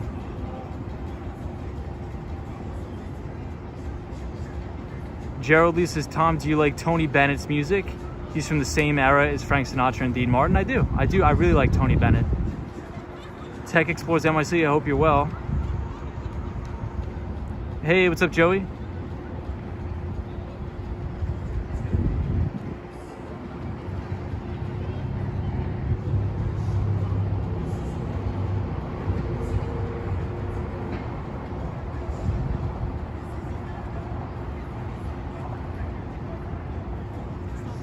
Isn't that Pier 17? I believe it is Pier 17.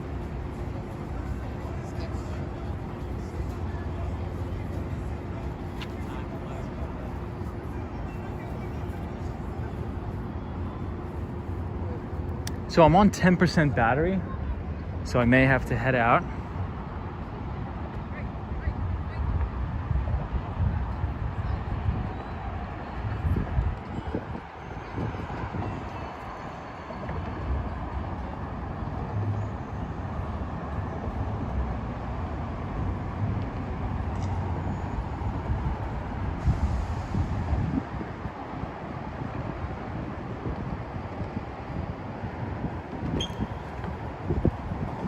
So we will head down, skateboard around.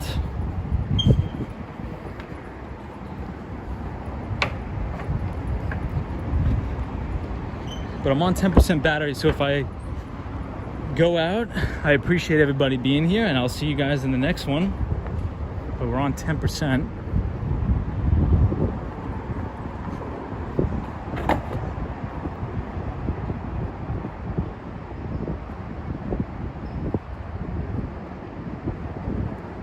Oh, it's midnight.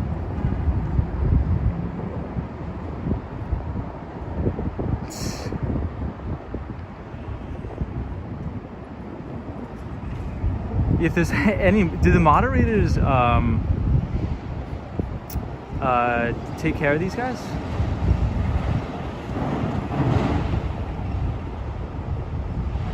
Lupe, I'm not sure if you're still on the stream, but do moderators have the ability to limit people from speaking?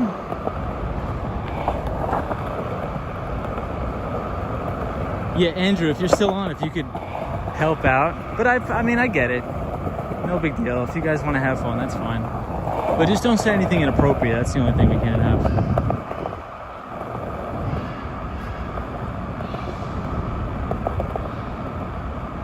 Oh, Nightbot is handling his...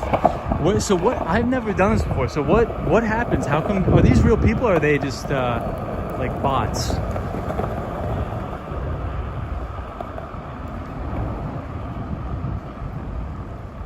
The incels have arrived. That's what the trolls are called. Michelle McGraw says hide them. I don't know how. Can I do that?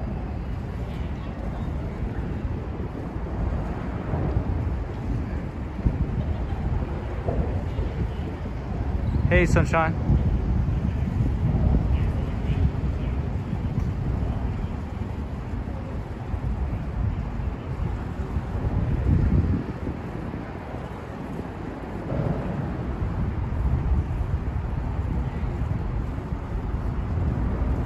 Oh, it's trolls from a group?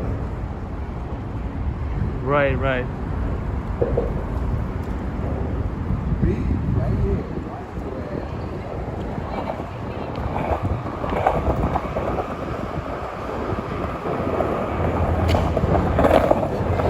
The trolls are crazy, guys. It's so funny. So we'll stream until the battery runs out. But the phone may die. It's on 10%, so I'm not sure if we'll even make it to the Brooklyn Bridge. But if not, I appreciate everybody.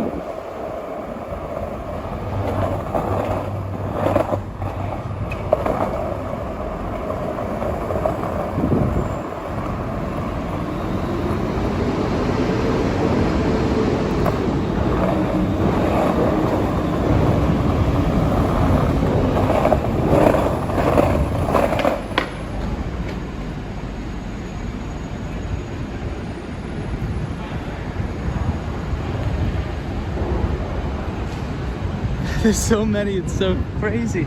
It's so funny.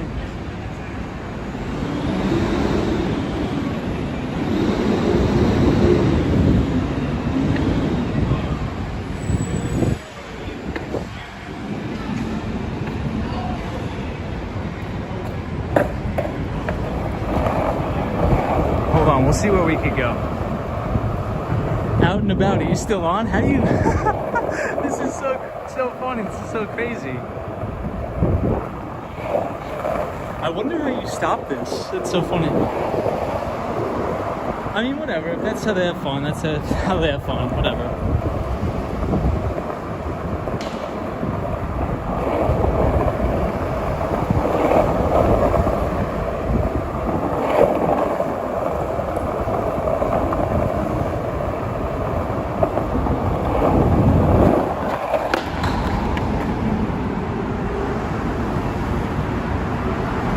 Yeah, Andrew, you need a band function. It's crazy. Look at it.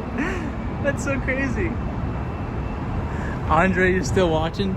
Guys, that's so crazy. I think it's probably automated accounts, but that is so nuts. It's funny. I know, there's so many people. It's so crazy. I wonder how they do it. I wonder how they generate so many messages at once.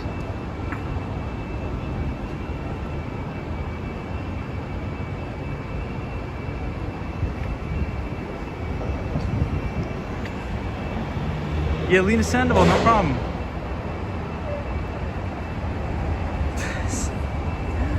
Crazy, guys. But anyway, so the battery's probably gonna die, so I don't think we'll make it over the Brooklyn Bridge tonight. But I hope everybody has a great weekend. And I'll see you in the next one. So we'll go over the bridge another time because the phone's gonna die.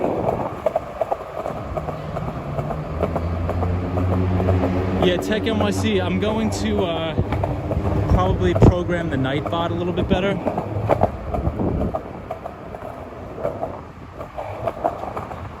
So I do have a Nightbot, but I didn't program it well.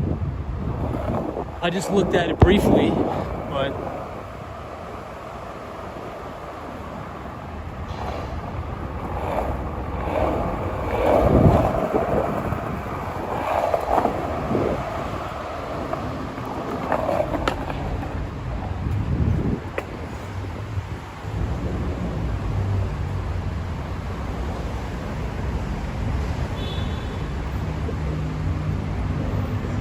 Felix, that's so funny. Yeah, guys, so let's do this. Let's end it. Because I'm on low battery anyway. We're gonna skateboard over the Brooklyn Bridge another night, but I appreciate everybody coming. And I will program the Nightbot to be a little bit better to handle all the crazies. That's crazy, Andrew, I apologize. I know, Patrick, New York, congrats, Tom, you got your first control attack. Where's JD? He'd have a blast banning these people. Guys, I apologize for the troll attack, but I mean, you know, kids have to have fun too, you know?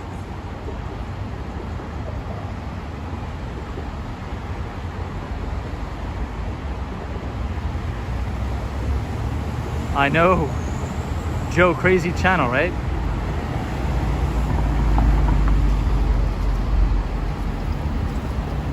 Sunshine, New York, crazy.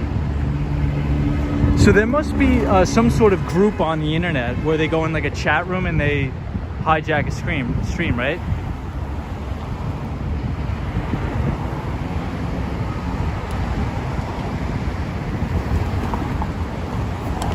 Cosmo, I was never a troll, man.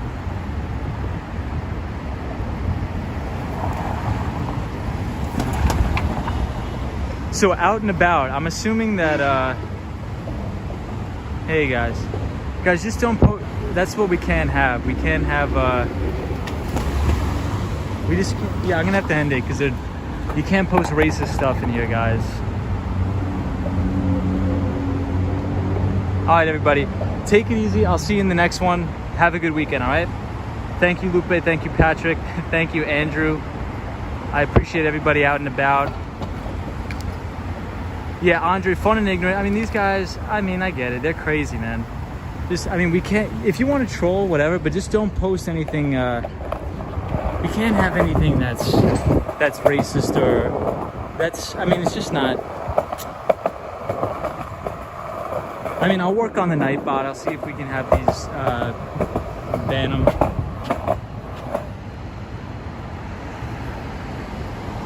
Oh, NYC Cherry Groove is still here. I thought NYC Cherry Groove got taken over by all the trolls.